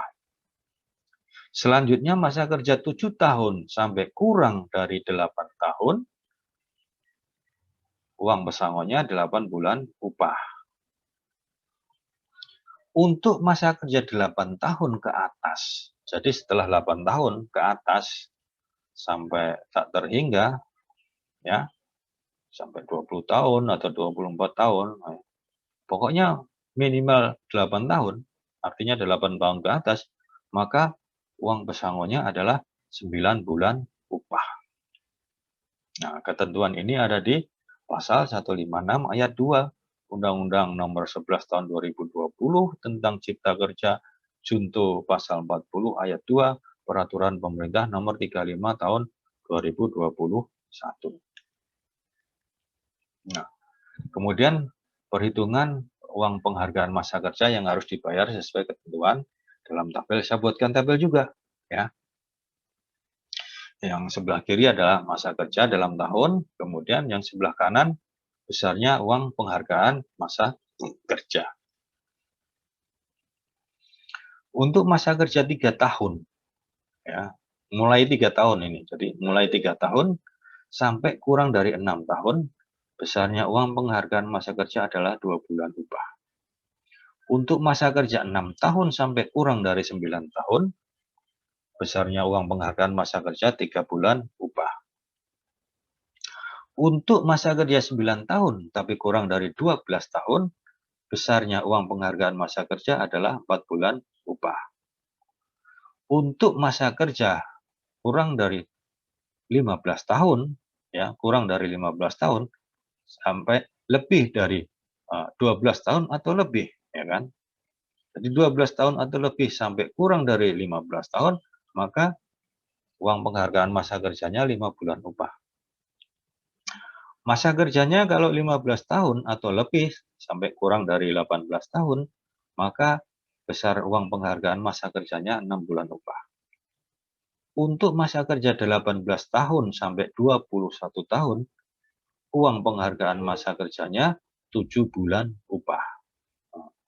Masa kerja 21 tahun sampai kurang dari 24 tahun, uang penghargaan masa kerjanya 8 bulan upah. Untuk masa kerja 24 tahun ke atas dan seterusnya, minimal 24 tahun ini, begitu masuk 24 tahun, maka masa kerjanya adalah 10 bulan upah. Nah, untuk uang penggantian hak. Penggantian hak ini meliputi 1. Cuti tahunan yang belum diambil dan belum gugur. Jadi kalau pada saat PHK tersebut pekerja atau buruh masih mempunyai cuti tahunan dan belum diambil, dan itu memang belum gugur, maka ini harus dibayar, ya, diberikan dalam bentuk uang, dikonversi dalam bentuk uang. Kalau misalnya cutinya masih 10 hari, ya sudah 10 hari upah dia dapat dari cuti tersebut. Yang kedua adalah biaya atau ongkos pulang untuk pekerja buruh dan keluarganya ke tempat pekerja buruh diterima bekerja. Ini harus diberikan juga. Jadi, di mana pekerja atau buruh tadi diterima, maka harus dikembalikan ke situ. Umpamanya, pada waktu direkrut, pekerja atau buruh tersebut direkrutnya di Jakarta, ya kan? Nah, dia melamarnya di Jakarta dan juga direkrutnya di Jakarta. Terus setelah itu dia bekerja pindah-pindah, misalnya dipindah ke Kalimantan gitu kan. Pada saat di Kalimantan dia di PHK. Atau mungkin pensiun, atau mungkin apalah ya, terjadi PHK. Maka perusahaan harus memberikan ongkos pulang dari Kalimantan ke Jakarta, ya, kepada pekerja atau buruh yang mengalami PHK tersebut. Tidak hanya kepada dirinya, tapi juga pada keluarganya yang ikut, kalau ada keluarganya, ya kan? Selanjutnya hal-hal lain yang ditetapkan dalam perjanjian kerja, peraturan perusahaan, dan perjanjian kerja bersama. Nah, kalau ada hak lain yang diatur atau ditetapkan dalam perjanjian kerja atau peraturan perusahaan atau perjanjian kerja bersama, maka ini juga harus diberikan. Nah, ketentuan pemberian uang pesangon, uang penghargaan masa kerja, dan uang penggantian hak diatur lebih lanjut dalam peraturan pemerintah. Nah, ini diatur, artinya begini, kalau masa kerja, nah ini contohnya masa kerja. Masa kerja 3 tahun sampai kurang dari 6 tahun itu 2 bulan upah. Tapi kan tergantung jenis PHK-nya, ya kan? Apakah diberikan 1 kali ketentuan 2 bulan upah atau setengah kalinya atau tidak, itu tergantung dari jenis PHK-nya. Demikian juga pesangonnya. Kalau umpamanya masa kerjanya 4,5 tahun, berarti kan menurut ketentuan upah uang pesangonnya 5 bulan upah. Tapi apakah diberikan 5 bulan upah? Ya, tergantung jenis PHK-nya. Nah, jenis PHK dan pesangon inilah yang diatur dalam peraturan pemerintah. Nah, ini undang-undangnya memberikan delegasi atau pendelegasian untuk mengatur ya uang penghargaan, uang pesangon dan masa kerja dan uang penggantian hak dalam peraturan pemerintah. Dan peraturan pemerintahnya juga sudah dikeluarkan. Nah, ketentuannya ini ada di Pasal 156 ayat 3 dan ayat 4 Undang-Undang Nomor 11 Tahun 2020 dan Pasal 40 ayat 3 Peraturan Pemerintah Nomor 35 Tahun 2021. Nah, sekarang komponennya. Tadi kan besarnya uang pesangon dan uang penghargaan masa kerja. Nah, sekarang komponen upah yang digunakan untuk menghitung pesangon itu apa saja, ya kan? Untuk menghitung uang pesangon dan uang penghargaan masa kerja. Yang pertama adalah upah pokok. Kalau ada upah pokok, ada juga cuma upah. Kalau cuma upah saja tanpa upah pokok ya upah saja. Tapi kalau upahnya sudah disebutkan sebagai upah pokok, maka dia dasarnya adalah upah pokok dan tunjangan tetap, ya. Tunjangan tetap yang diberikan kepada pekerja atau buruh dan keluarganya. Ini dijadikan dasar perhitungan untuk menghitung besarnya uang pesangon dan uang penghargaan masa kerja. Nah, kemudian jika penghasilan pekerja buruh dibayarkan atas perhitungan harian, jadi ini upahnya dihitung harian, maka upah sebulan sama dengan upah 30 dikalikan upah sehari. Ya, kalau upahnya harian maka dikalikan 30. Nah, jika upah pekerja atau buruh dibayarkan atas dasar perhitungan satuan hasil, maka upah sebulan adalah penghasilan rata-rata dalam 12 bulan terakhir. Jadi ini kalau upahnya itu bukan upah pokok atau upah apa, tapi ya berdasarkan hasil kerja saja, ya maka dihitung 12 bulan hasil kerja dia, upahnya dia selama 12 bulan itu diambil rata-ratanya. Nah, misalnya ini kan ada juga yang bekerja dengan sistem seperti ini kan. Atau kalau biasanya kalau dari dunia sales itu namanya sistem komisi. Misalnya sebagai sales mobil, setiap bisa menjual satu unit mobil, maka dia akan mendapatkan komisi. Ya, misalnya satu mobil dia dapat 15 juta, kemudian satu bulannya dia bisa menjual 15 mobil, 5 mobil lah, berarti sudah dapat 75 juta, ya kan? 15 juta satu unit, dia bisa menjual 5 unit dalam satu bulan, itu berarti sudah dapat 75 juta. Nah, ini satu bulannya. Nah, kemudian satu tahunnya berapa? Ya nanti diambil semuanya dan di rata-rata. Nah, ini sebagai pedoman untuk menghitung uang pesangon dan uang penghargaan masa kerja. Nah, kemudian kalau ternyata upah sebulan berdasarkan satuan hasil tersebut ternyata lebih rendah dari upah minimum, maka yang menjadi dasar perhitungan pesangon dan adalah upah minimum yang berlaku di wilayah domisili perusahaan. Ya. Jadi kalau karena upahnya setelah dia berdasarkan satuan hasil, ternyata upahnya kok dihitung-hitung masih di bawah upah minimum, maka yang digunakan adalah upah minimum. Untuk PHK tertentu diberikan uang pisah yang besarnya diatur dalam perjanjian kerja, peraturan perusahaan, atau perjanjian kerja bersama. Nah, ketentuannya ini ada di Pasal 157 Undang-Undang Nomor 11 Tahun 2020. Sekarang kita menginjak pada alasan PHK dan kompensasi, ya kan? Saya buatkan tabelnya. Jadi nomor kiri ini adalah nomor urut, ya. Sebelah kiri nomor urut, kemudian sebelah kanannya alasan PHK, kemudian sebelah kanannya lagi adalah uang pesangon, kanannya lagi uang penghargaan masa kerja, saya singkat UPMK, kemudian uang penggantian hak, UPH, uang pisah, dan dasar hukumnya, yaitu PP nomor 35 tahun 2021. Ya kan? Yang pertama, PHK karena alasan efisiensi yang disebabkan perusahaan mengalami kerugian. Ya. Jadi kalau perusahaan rugi, kemudian dia melakukan efisiensi, maka terhadap pekerja atau buruh yang di PHK tadi, dia berhak atas uang pesangon sebesar sekali setengah ketentuan yang berlaku. Jadi kalau tadi saya sebutkan umpamanya masa kerjanya 5 atau 4,5 tahun, maka uang pesangonnya adalah 5 bulan upah. Ketentuannya tadi kan seperti itu kan. Nah, uang pesangonnya 5 bulan upah kalau masa kerja 4,5 tahun. Tetapi karena ini PHK-nya karena efisiensi, maka dia hanya menerima setengahnya saja. Setengah dari 5 bulan upah tadi. Jadi hanya 2,5 bulan upah. Ya kan? Tapi uang penghargaan masa kerjanya diberikan 1 kali, uang penggantian hak juga diberikan. Dasarnya ada di pasal 43 ayat 1 Peraturan Pemerintah Nomor 35 Tahun 2021.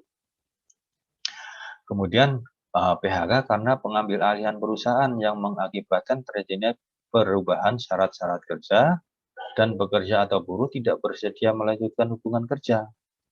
Jadi kalau perusahaannya diambil alih oleh perusahaan lain atau oleh badan hukum lain, kemudian syarat-syarat kerjanya berubah, ya, mengikuti syarat-syarat kerja perusahaan yang mengambil alih itu, terus kalau pekerja buruhnya nggak bersedia melanjutkan hubungan kerja, ya dia bisa di PHK, ya, atau mem-PHK-kan diri.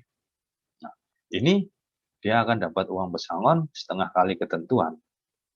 Uang penghargaan masa kerjanya satu kali, uang penggantian haknya juga diberikan, ketentuannya ada di pasal 42 ayat 2. Selanjutnya kalau perusahaan tutup yang disebabkan mengalami kerugian secara terus-menerus selama 2 tahun. Jadi selama 2 tahun ini tiap bulan dia rugi terus gitu kan. Rugi terus. Jadi, maka tutup. Atau kalau mengalami kerugian tidak secara terus-menerus selama 2 tahun. Jadi selama 2 tahun itu kadang rugi, kadang untung, kadang rugi, kadang untung. Tapi total dalam 2 tahun itu dia rugi gitu kan. Bulan ini dia untung sedikit, bulan depannya untungnya tidak ada tapi malah rugi. Nah, kemudian bulan berikutnya rugi lagi, terus bulan berikutnya untung lagi tapi sedikit. Nah, totalnya ini 2 tahun rugi. Nah, maka dia kalau perusahaan itu tutup karena rugi seperti itu, pekerja atau buruhnya dia dapat pesangon setengah kali ketentuan. Uang penghargaan masa kerjanya 1 kali, uang penggantian haknya diberikan, dan dasar hukumnya ada di pasal 44 ayat 1. Nah ini kalau sebelumnya di Undang-Undang 13 itu disebutkan biasanya dikasih 2 kali, ya kan. Perusahaan tutup, pesangonnya 2 kali. Nah sekarang tapi ternyata dalam prakteknya susah dilakukan itu karena memang perusahaannya tetap rugi. Kalau disuruh ngasih pesangon 2 kali duitnya dari mana?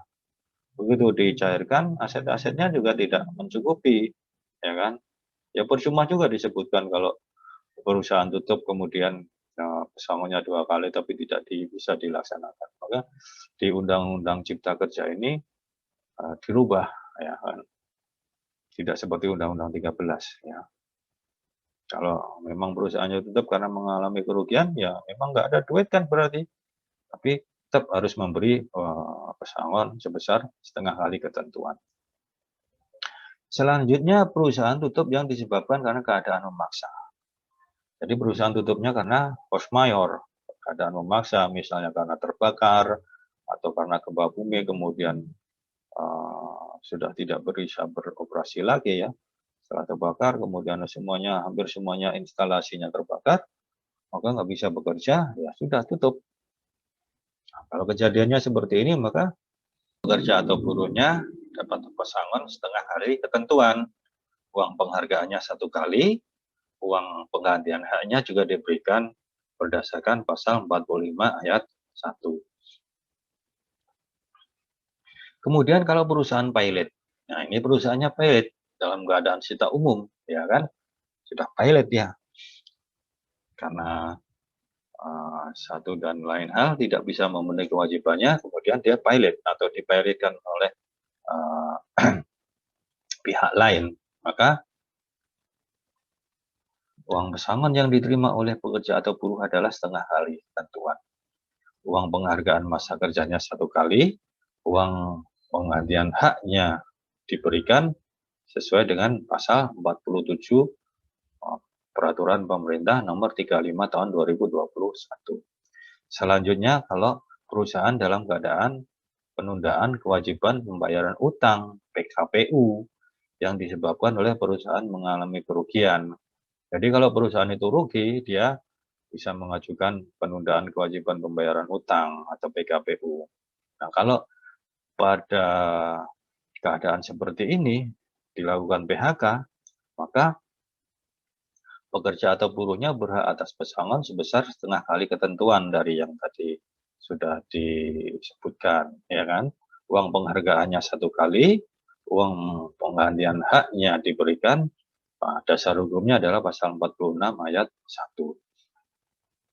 Selanjutnya, kalau pekerja atau buruh melakukan pelanggaran ketentuan yang diatur dalam perjanjian kerja bersama, ya, atau peraturan perusahaan atau dalam perjanjian kerja, maka dia berhak atas pesangon sebesar setengah kali ketentuan, dan uang penghargaan masa kerjanya 1 kali, uang penggantian haknya diberikan. Nah, ini diatur di pasal 52 ayat 1.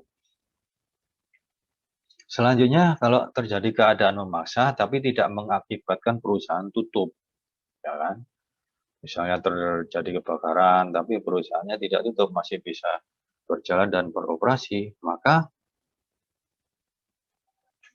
kalau dilakukan PHK, pekerja atau buruhnya berhak atas pesangon sebesar 3/4 kali dari ketentuan.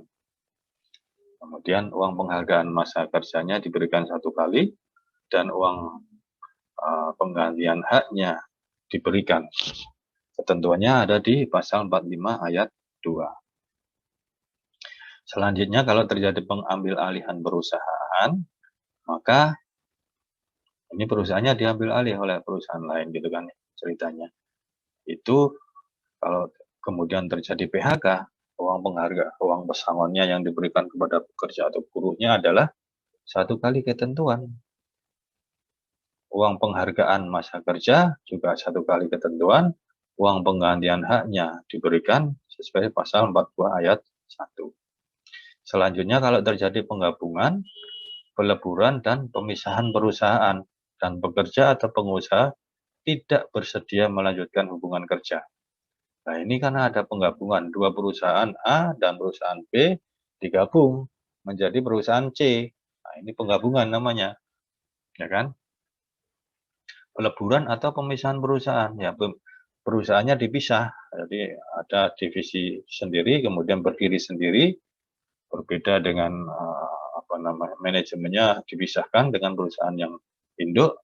Ini namanya pemisahan perusahaan. Kemudian pekerja atau buruh atau pengusaha tidak bersedia melanjutkan hubungan kerja, maka kepada pekerja atau buruh yang di PHK itu akan dapat uang pesangon sebesar 1 kali ketentuan, uang penghargaan masa kerja sebesar 1 kali ketentuan, dan uang penggantian haknya diberikan. Dasarnya ada di pasal 41 Peraturan Pemerintah Nomor 35 Tahun 2021. Selanjutnya, alasan PHK berikutnya adalah perusahaan melakukan efisiensi untuk mencegah terjadi kerugian. Jadi, tidak rugi, tapi untuk mencegah kerugian, maka dia melakukan efisiensi.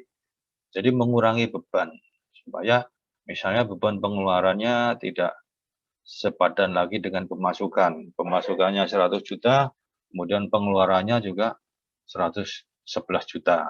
Kemudian untuk ini, untuk mengurangi supaya tidak terjadi kerugian, dia melakukan efisiensi, mengurangi karyawan. Ini dibolehkan. Nah, kalau kasusnya terjadi seperti ini, maka pekerja atau buruhnya yang di PHK mendapat uang pesangon 1 kali ketentuan, uang penghargaan masa kerjanya 1 kali, dan uang penggantian haknya diberikan. Ketentuannya ada di pasal 43 ayat 2 Peraturan Pemerintah Nomor 35 Tahun 2021. Selanjutnya kalau perusahaan tutup yang disebabkan bukan karena mengalami kerugian ya. Perusahaan tidak rugi tapi dia tutup. Bisa jadi kan begitu. Umpamanya karena melakukan pelanggaran, kemudian dia ditutup oleh instansi yang berwenang, bisa saja. Misalnya karena membuang limbah atau mengelola limbahnya tidak benar sehingga mencemari lingkungan, maka terus ditutup. Ya bisa saja seperti itu. Kan tidak rugi, ya kan? Tidak rugi tapi dia tutup. Ya artinya kan seperti itu.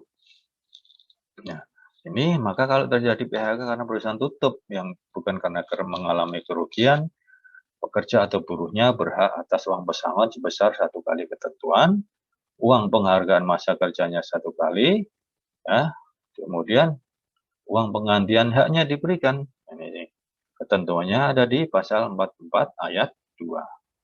Selanjutnya jika perusahaan dalam keadaan penundaan kewajiban pembayaran utang bukan karena mengalami kerugian. Jadi ini dalam PKPU tapi bukan karena mengalami kerugian, ya kan? Maka kalau dia melakukan PHK, pekerja buruhnya berhak atas uang pesangon sebesar 1 kali ketentuan. Uang penghargaan masa kerjanya juga 1 kali ketentuan. Uang penggantian haknya diberikan, ya. Dasarnya ada di pasal 46 ayat 2.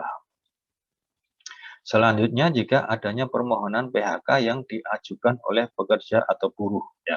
Jadi ini pekerja atau buruhnya yang meminta di PHK, dia mengajukan PHK ke Pengadilan Hubungan Industrial ya, dengan alasan pengusaha melakukan perbuatan sebagaimana dimaksud dalam pasal 36 huruf G Peraturan Pemerintah Nomor 35 Tahun 2021 atau karena pengusahanya melakukan perbuatan sebagaimana diatur dalam pasal 154 huruf A ayat 1 huruf G Undang-Undang Nomor 11 Tahun 2020 tentang Cipta Kerja. Ini sama, ini isinya sama ya, keduanya sama. Jadi kalau pengusaha melakukan itu, kemudian pekerja atau buruhnya tidak diterima, tidak menerima, ya, kemudian dia mengajukan PHK. Kalau PHK-nya dikabulkan oleh hakim, maka dia berhak atas uang pesangon sebesar 1 kali ketentuan, uang penghargaan masa kerjanya 1 kali ketentuan, uang penggantian haknya diberikan pas dasarnya ada di pasal 48 Peraturan Pemerintah Nomor 35 Tahun 2021. Nah, kemudian apa ini perbuatan pengusaha yang menyebabkan dia atau pekerja atau buruh mengajukan permohonan PHK ini sebagaimana diatur dalam pasal 36 huruf G PP 35 tahun 2001 atau pasal 154 ayat 1 huruf G dari Undang-Undang Cipta Kerja. Apa saja perbuatan itu? Maka perbuatan-perbuatan tersebut yang bisa diajukan oleh pekerja atau buruh sebagai dasar untuk meminta di PHK adalah satu, kalau pengusaha itu menganiaya, menghina secara kasar atau mengancam pekerja atau buruh. Wah, dia sudah menganiaya, berarti melakukan kekerasan. Terus kemudian menghina, ngomongannya kasar dan sebagainya, atau mengancam pekerja atau buruh. Maka pekerja atau buruh tadi bisa meminta di PHK dengan alasan seperti itu, mengajukan permohonannya kepada Pengadilan Hubungan Industrial, ya kan. Nanti kalau dikabulkan dapat pesangon 1 kali ketentuan, uang penghargaannya juga 1 kali ketentuannya. Dasarnya itu kalau menganiaya, menghina secara kasar dan mengancam pekerja atau buruh. Yang kedua, jika pengusahanya membujuk atau menyuruh pekerja atau buruh untuk melakukan perbuatan yang bertentangan dengan peraturan perundang-undangan. Jadi pengusahanya membujuk atau menyuruh pekerja untuk melanggar peraturan perundang-undangan, melanggar peraturan ini, disuruh sesuatu yang melanggar peraturan. Umpamanya apa ya? Umpamanya gini, misalnya ada sopir bos, sopir pengusahanya, ya kan, disuruh mengantar pengusaha tersebut karena akan ada meeting, ya. Terus kemudian macet di jalanan, nah, udah buru-buru mau meeting tapi macet. Kemudian pengusahanya nyuruh sopirnya untuk masuk ke jalur Transjakarta saja, masuk jalur busway. pekerjaannya, sopirnya ngomong, "Wah, ini kan peraturan, melanggar peraturan, Bos," gitu kan. "Nggak apa-apa, masuk saja, kamu masuk." Wah, gitu. Akhirnya sopirnya masuk ke jalur Transjakarta tadi, dan di ujung sana sudah ada polisi yang menunggu, kemudian ditilang. Nah, ini kan berarti pengusahanya membujuk atau menyuruh pekerja untuk melanggar hukum, suruh masuk jalur busway tadi, kan melanggar peraturan perundang-undangan. Nah, ini kalau memang terbukti seperti ini dan pekerja atau buruhnya meminta di-PHK dengan alasan ini, maka bisa dikabulkan dan dapat pesangon 1 kali ketentuan tadi ya.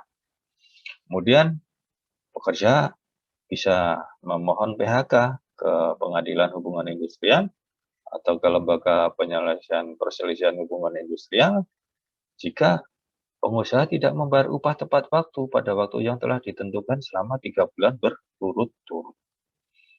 Upahnya selama 3 bulan berturut-turut tidak dibayar sesuai ketentuan waktunya, mestinya tanggal akhir bulan dia harus terima gaji, tapi sampai tanggal 5 bulan berikutnya baru dikasih separuhnya. Nah, ini kan selama 3 bulan berturut-turut seperti itu, nah, dia bisa mengajukan permohonan PHK.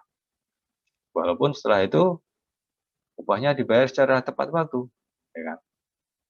Tapi dia sudah bisa mengajukan permohonan PHK.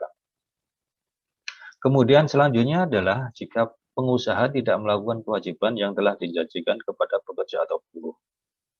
Maka pekerja atau buruh dia bisa mengajukan PHK dan dapat uang pesangon, ya kan?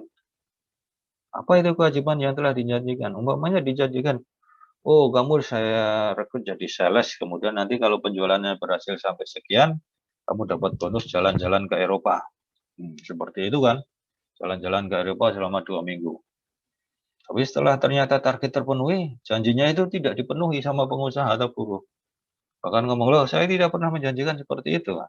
Memang secara lisan kan nggak bisa dibuktikan ya. Akhirnya, wah ini Bapak sudah ingkar janji. Tadinya mau ngasih saya bonus jalan-jalan ke Eropa, membiayai saya jalan-jalan ke Eropa kalau target penjualan terpenuhi, ternyata tidak. Akhirnya dia mengajukan permohonan PHK. Nah, kalau ini terbukti nanti di pengadilan, maka bisa di-PHK dan dapat pesangon. Selanjutnya adalah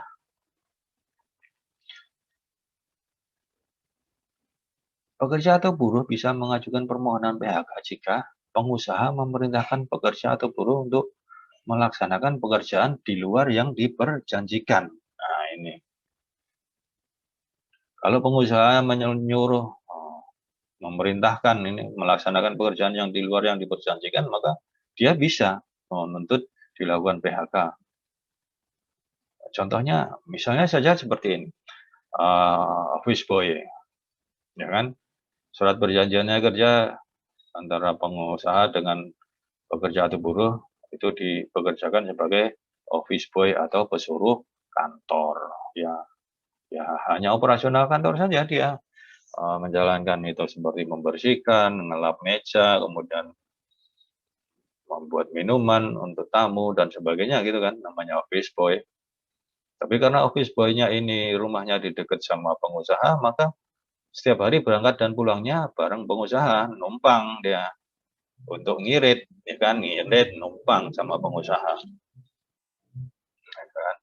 Karena pengusaha nggak punya sopir, dia nyopir sendiri, maka akhirnya dia, dan kebetulan office boy ini bisa nyopir, maka dia disuruh nyopir sama sama pengusaha ini, udah kamu saja yang nyopir. Pengusahanya duduk di belakang, manis dia, yang nyopir office boy-nya. Nah, ini kan pekerjaan yang di luar yang diperjanjikan, ya kan? Kok disuruh nyopir, tapi tidak ada apa namanya tipnya atau mungkin kelebihan untuk bekerja di luar yang diperjanjikan itu tidak dikasih upah. Ya. Kemudian dia mengajukan permohonan PHK berdasarkan masalah ini, ya maka kalau dikabulkan dia dapat pesangon. Ya. Karena dia disuruh atau diperintah untuk melakukan pekerjaan di luar yang diperjanjikan dalam perjanjian kerja. Mestinya bagaimana? Ya mestinya kan kalau dia numpang di mobilnya pengusaha tersebut, ya tidak boleh dipekerjakan selama dalam perjalanan, ya kan? Harus duduk, sopir atau pengusaha tersebut harus nyopir sendiri. Dan office boy tadi ya kalau numpang ya cuma numpang saja di dalam mobil, juga tidak boleh diperintah yang lain, ya kan? Apalagi sekarang zaman ada wabah COVID-19 gini harus jaga jarak, maka dia tidak boleh duduk di depan di samping pengusaha yang sedang nyopir tadi. Jadi harus duduknya di belakang. Nah, supaya tidak ada saling menularkan penyakit COVID-19. Jadi harus jaga jarak, maka duduknya di belakang. Harusnya begitu, ya. Selanjutnya, jangan ketawa ya. Yang keenam, ya. Jika pengusaha memberikan pekerjaan yang membahayakan jiwa, keselamatan, kesehatan, dan kesusilaan pekerja atau buruh, sedangkan pekerjaan tersebut tidak dicantumkan dalam perjanjian kerja, maka pekerja atau buruh juga bisa mengajukan permohonan PHK berdasarkan masalah ini, ya kan? Berdasarkan ketentuan ini.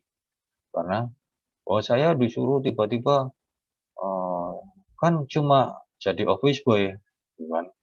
Kenapa saya disuruh membersihkan jendela bagian luar dari kantor, padahal kantornya ada di lantai 16. Wah, ya kan membahayakan keselamatan jiwanya ini. Dia kan takut di lantai 16 suruh membersihkan jendela dari luar. Nah ini,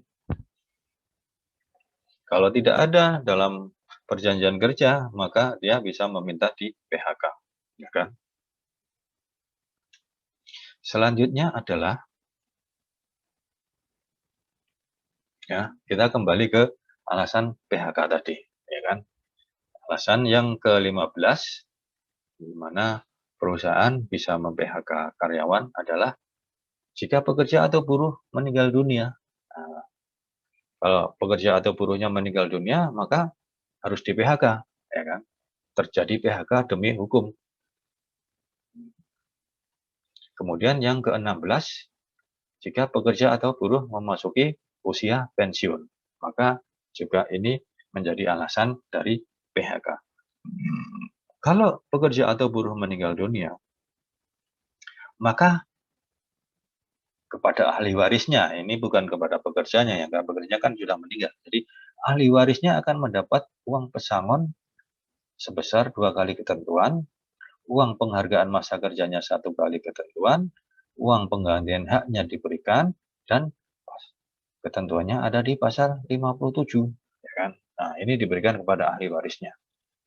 Kemudian kalau pekerja itu mengalami memasuki usia pensiun, maka dia diberikan uang pesangonnya sebesar 1,75 kali ketentuan, ya. Uang penghargaan masa kerjanya diberikan 1 kali, dan uang penggantian haknya juga diberikan. Ketentuannya ada di pasal 56. Selanjutnya, jika pekerja atau buruh mengalami sakit berkepanjangan atau cacat akibat kecelakaan kerja dan tidak dapat melakukan pekerjaannya setelah melampaui batas 12 bulan, ya, dia tidak bisa melakukan pekerjaannya setelah melampaui batas 12 bulan dari kecelakaan tersebut. Kemudian dia di PHK, maka kepadanya diberi pesangon sebesar 2 kali ketentuan. Uang penghargaan masa kerjanya diberikan 1 kali, uang penggantian haknya juga diberikan, ketentuannya ada di pasal 55 ayat 1. Nah, kalau pekerja atau buruh dapat mengajukan pemutusan hubungan kerja. Ini alasannya sama seperti pasal 17, tapi ini inisiatifnya dari pekerja atau buruh, ya. Jadi pekerja buruh mengajukan pemutusan hubungan kerja, mengajukan permohonan PHK kepada pengusaha karena pekerja atau buruh mengalami sakit berkepanjangan atau cacat akibat kecelakaan kerja dan tidak dapat melakukan pekerjaannya setelah melampaui 12 bulan, maka kepadanya diberikan uang pesangon sebesar 2 kali ketentuan, uang penghargaan masa kerja 1 kali, dan uang penggantian haknya diberikan. Dasarnya di pasal 55 ayat 2. Selanjutnya, jika ada putusan dari Lembaga Penyelesaian Perselisihan Hubungan Industrial yang menyatakan pengusaha tidak melakukan perbuatan sebagaimana yang dimaksud dalam pasal 36 huruf G, atau ini pasal 36 ya dari peraturan pemerintah tadi ya. Kemudian atau pasal 154A huruf A ayat 1 huruf G Undang-Undang Nomor 11 Tahun 2020 tentang Cipta Kerja, maka terhadap permohonan yang diajukan oleh pekerja atau buruh tadi ya, karena pengusahanya tidak terbukti ya, tadi ngomong tidak terbukti pengusahanya nyuruh nyopir ke office boy tadi gitu kan, di pengadilannya tidak terbukti, maka kalau office boy tadi di PHK atau kemudian pekerja atau buruh tadi yang meminta atau memohon PHK ternyata alasannya tidak terbukti, maka kepadanya akan di PHK dengan tidak mendapatkan uang pesangon, tidak mendapatkan uang penghargaan masa kerja, dan uang penggantian haknya diberikan, tapi diberi uang pisah. Ya. Uang pisahnya ini bagaimana? Itu harus diatur dalam perjanjian kerja atau diatur dalam peraturan perusahaan atau di perjanjian kerja bersama.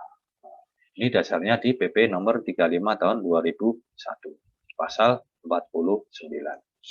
Selanjutnya, jika pekerja atau buruh mangkir selama 5 hari kerja atau lebih berturut-turut tanpa keterangan secara tertulis yang dilengkapi dengan bukti yang sah dan telah dipanggil oleh pengusaha 2 kali secara patut dan tertulis, tapi tetap tidak masuk, atau masuk tapi dia sudah 5 hari tidak masuk secara terus-menerus, ya kan? Sudah dipanggil 2 kali, ya kan? Kemudian tidak memberikan keterangan masuknya kenapa, ya kan?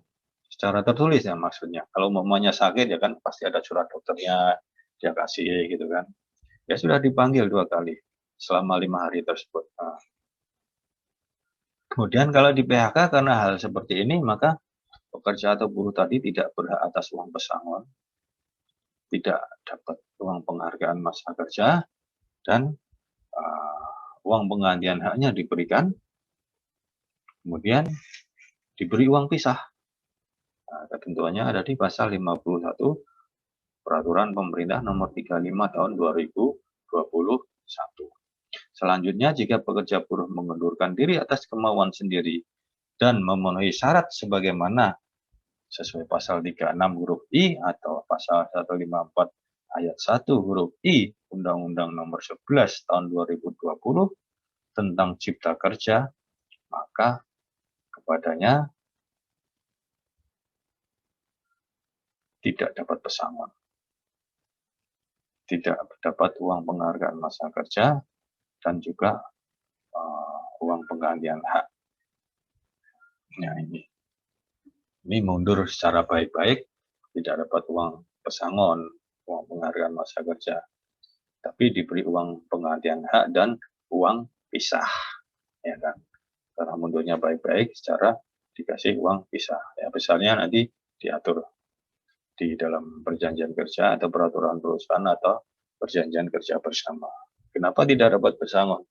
Ya karena biasanya kalau pekerja buruh mengundurkan diri itu, dia sudah dapat pekerjaan di lain tempat dengan paket remunerasi yang lebih baik. Selanjutnya, jika pekerja buruh melakukan pelanggaran yang bersifat mendesak. Ini yang tadi awal-awal kita sampaikan di video tutorial ya.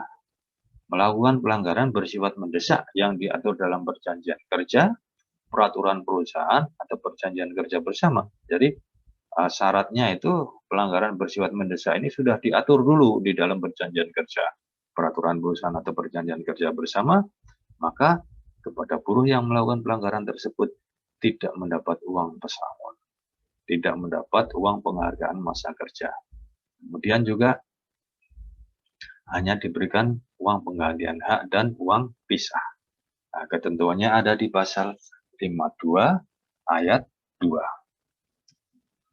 Nah, jika pekerja buruh tidak dapat melakukan pekerjaan selama 6 bulan akibat ditahan pihak berwajib karena diduga melakukan tindak pidana yang menyebabkan kerugian perusahaan, maka kepadanya ini kan ditahan pihak berwajib, tapi karena melakukan perbuatan pidana yang menyebabkan kerugian perusahaan, maka kepadanya setelah 6 bulan tersebut bisa di PHK dengan tidak mendapatkan uang pesangon, tidak mendapatkan uang penghargaan masa kerja, kemudian diberikan uang penggantian hak dan uang pisah. Selanjutnya, jika pekerja buruh tidak dapat melakukan pekerjaan selama 6 bulan akibat ditahan pihak berwajib karena diduga melakukan tindak pidana yang tidak menyebabkan kerugian perusahaan. Kalau tadi menyebabkan kerugian, kalau yang di nomor 23, kalau yang sekarang yang tidak menyebabkan kerugian perusahaan, perbuatan pidananya tersebut, maka kepadanya diberikan uang penghargaan masa kerja 1 kali, pesangonnya tidak diberi, dan diberikan uang penggantian hak. Uang pisahnya tidak diberi. Ini ada di pasal 54 ayat 2.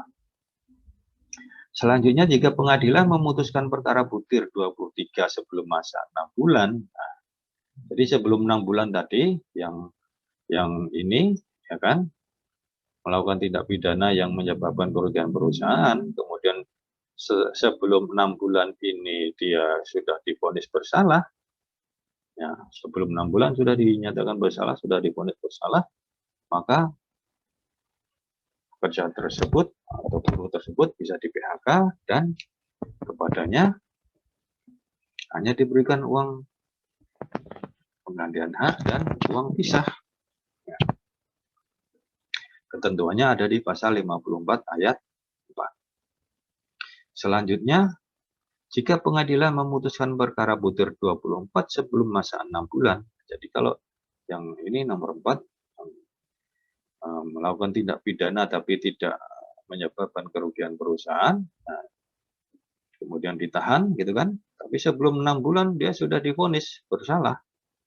Ya, sebelum 6 bulan divonis bersalah, sudah ditetapkan bersalah, maka kepada pekerja atau buruh tersebut bisa di PHK dan diberikan uang penghargaan masa kerja 1 kali.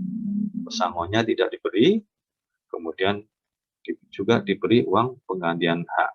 Dasarnya di pasal 54 ayat 5 dari Peraturan Pemerintah Nomor 35 Tahun 2021. Nah, untuk pengusaha pada usaha mikro dan usaha kecil, wajib membayar uang pesangon, uang penghargaan masa kerja, uang penggantian hak, dan atau uang pisah kepada pekerja buruh yang mengalami PHK dengan besaran ditentukan berdasarkan kesepakatan kedua belah pihak. Jadi untuk pengusaha mikro dan usaha kecil ini tidak wajib mengikuti ketentuan tentang uang pesangon, uang penghargaan masa kerja, uang penggantian hak, dan uang pisah seperti yang saya sebutkan tadi. Tapi tetap harus diberi. Dasarnya adalah kesepakatan kedua belah pihak. Misalnya pekerja-pekerja yang di warung-warung itu kan, warung-warung kecil, atau mungkin ikut pengusaha yang di kalau di Jakarta banyak warung Tegal atau warung Padang, bukan warung Padang, warung masakan Padang. Karena omsetnya kecil, modalnya juga kecil, gitu kan. Jadi tidak bisa mengikuti ketentuan itu, maka dia boleh memberikan uang pesangon, uang penghargaan masa kerja, dan uang penggantian hak atau uang pisah. Ya, sesuai kesepakatan saja. Ketentuan ini ada di pasal 59 Peraturan Pemerintah Nomor 35 Tahun 2021. Nah, pekerja atau buruh yang ditahan pihak berwajib, ya, dia kan ditahan ya, karena diduga melakukan tindak pidana, maka pengusaha tidak wajib membayar upah, tapi wajib memberikan bantuan kepada pekerja atau buruh yang menjadi tanggungannya. Ya. Pada keluarganya ini yang diberikan bantuannya. Jadi tidak wajib membayar upah, tapi wajib memberikan bantuan kepada keluarga atau pekerja buruh yang menjadi tanggungannya selama maksimal 6 bulan sejak hari pertama ditahan. Dengan besarannya adalah, jadi kalau pekerja atau buruh ditahan, pengusaha tidak membayar upahnya. Dia boleh tidak membayar upahnya, tapi harus memberikan bantuan kepada keluarganya, ya kan? Keluarga yang menjadi tanggungannya. Kalau keluarganya yang menjadi tanggungan itu cuma 1 orang, ya, maka diberikan bantuan sebesar 25% dari upah. Misalnya dia punya istri 1, ya kan? Atau dia punya anak 1, istrinya sudah tidak ada atau cerai, jadi tanggungannya kan cuma 1.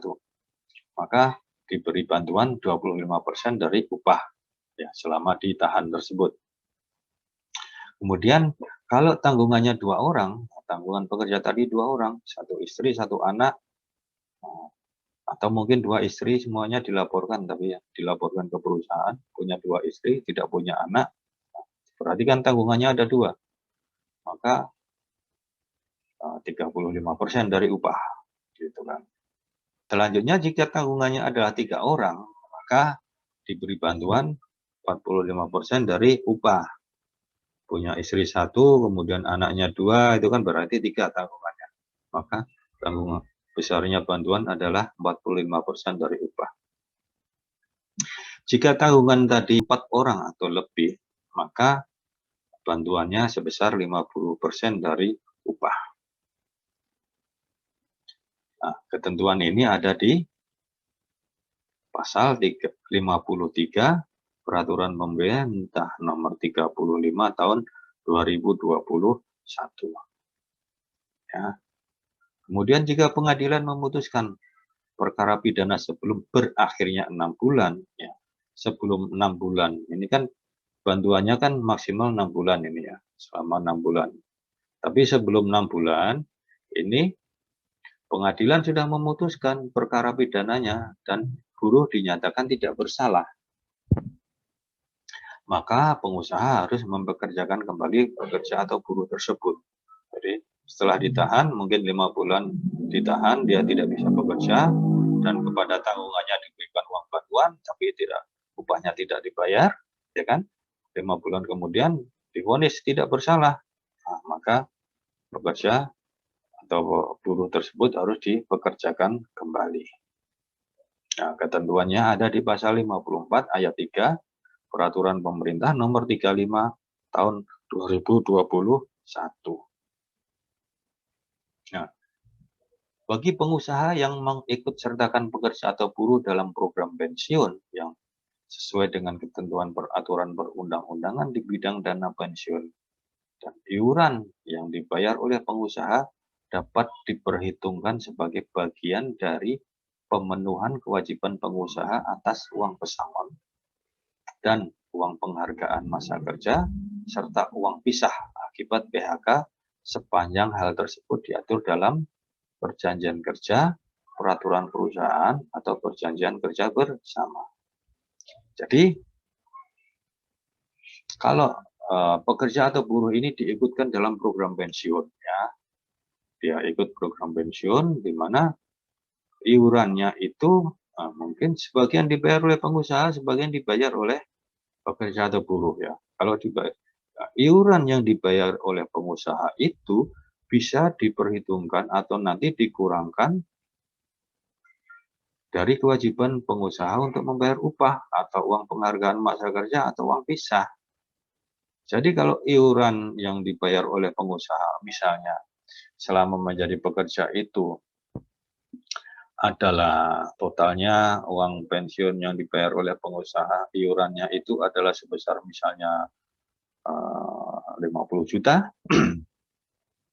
Kemudian ternyata waktu di PHK, waktu terjadi PHK ini, uang pesangon, uang penghargaan masa kerja, dan atau mungkin uang pisah yang menjadi hak pekerja atau buruh yang terkena PHK tersebut 100 juta. Nah, karena pengusaha sudah membayar lewat iuran dana pensiun sebesar 50 juta, maka uang pesangon atau uang penghargaan masa kerja atau uang pisah yang seharusnya dibayar 100 juta tadi cukup dibayar 50 juta saja oleh pengusaha. Ini bisa dilakukan. Itu sepanjang ketentuan ini sudah diatur dalam perjanjian kerja, peraturan perusahaan atau perjanjian kerja bersama, ya kan? Jadi, oh ya, iuran pensiun yang sudah dibayar pengusaha 75 juta, terus pesangon atau uang penghargaannya 100 juta, maka pengusaha hanya membayar uang pesangon dan uang penghargaan masa kerja cukup 25 juta. Ya.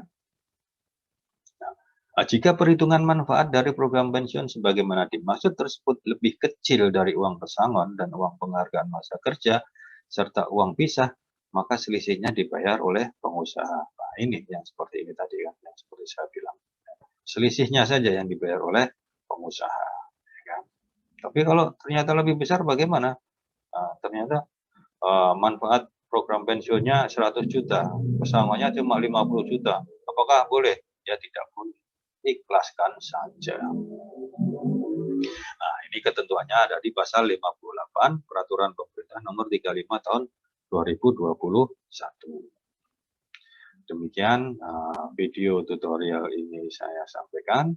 Terima kasih atas perhatian Anda, ya, atas klik subscribe, like, dan komentar Anda sangat bermanfaat untuk perbaikan dan kelanjutan tutorial video ini. Maka saya tunggu klik subscribe saudara, like, dan komentar saudara untuk memperbaiki atau untuk melanjutkan tutorial video ini. Salam dari saya, Maimun Ridwan Mukaris, SH, advokat, konsultan hukum dan hubungan industrial.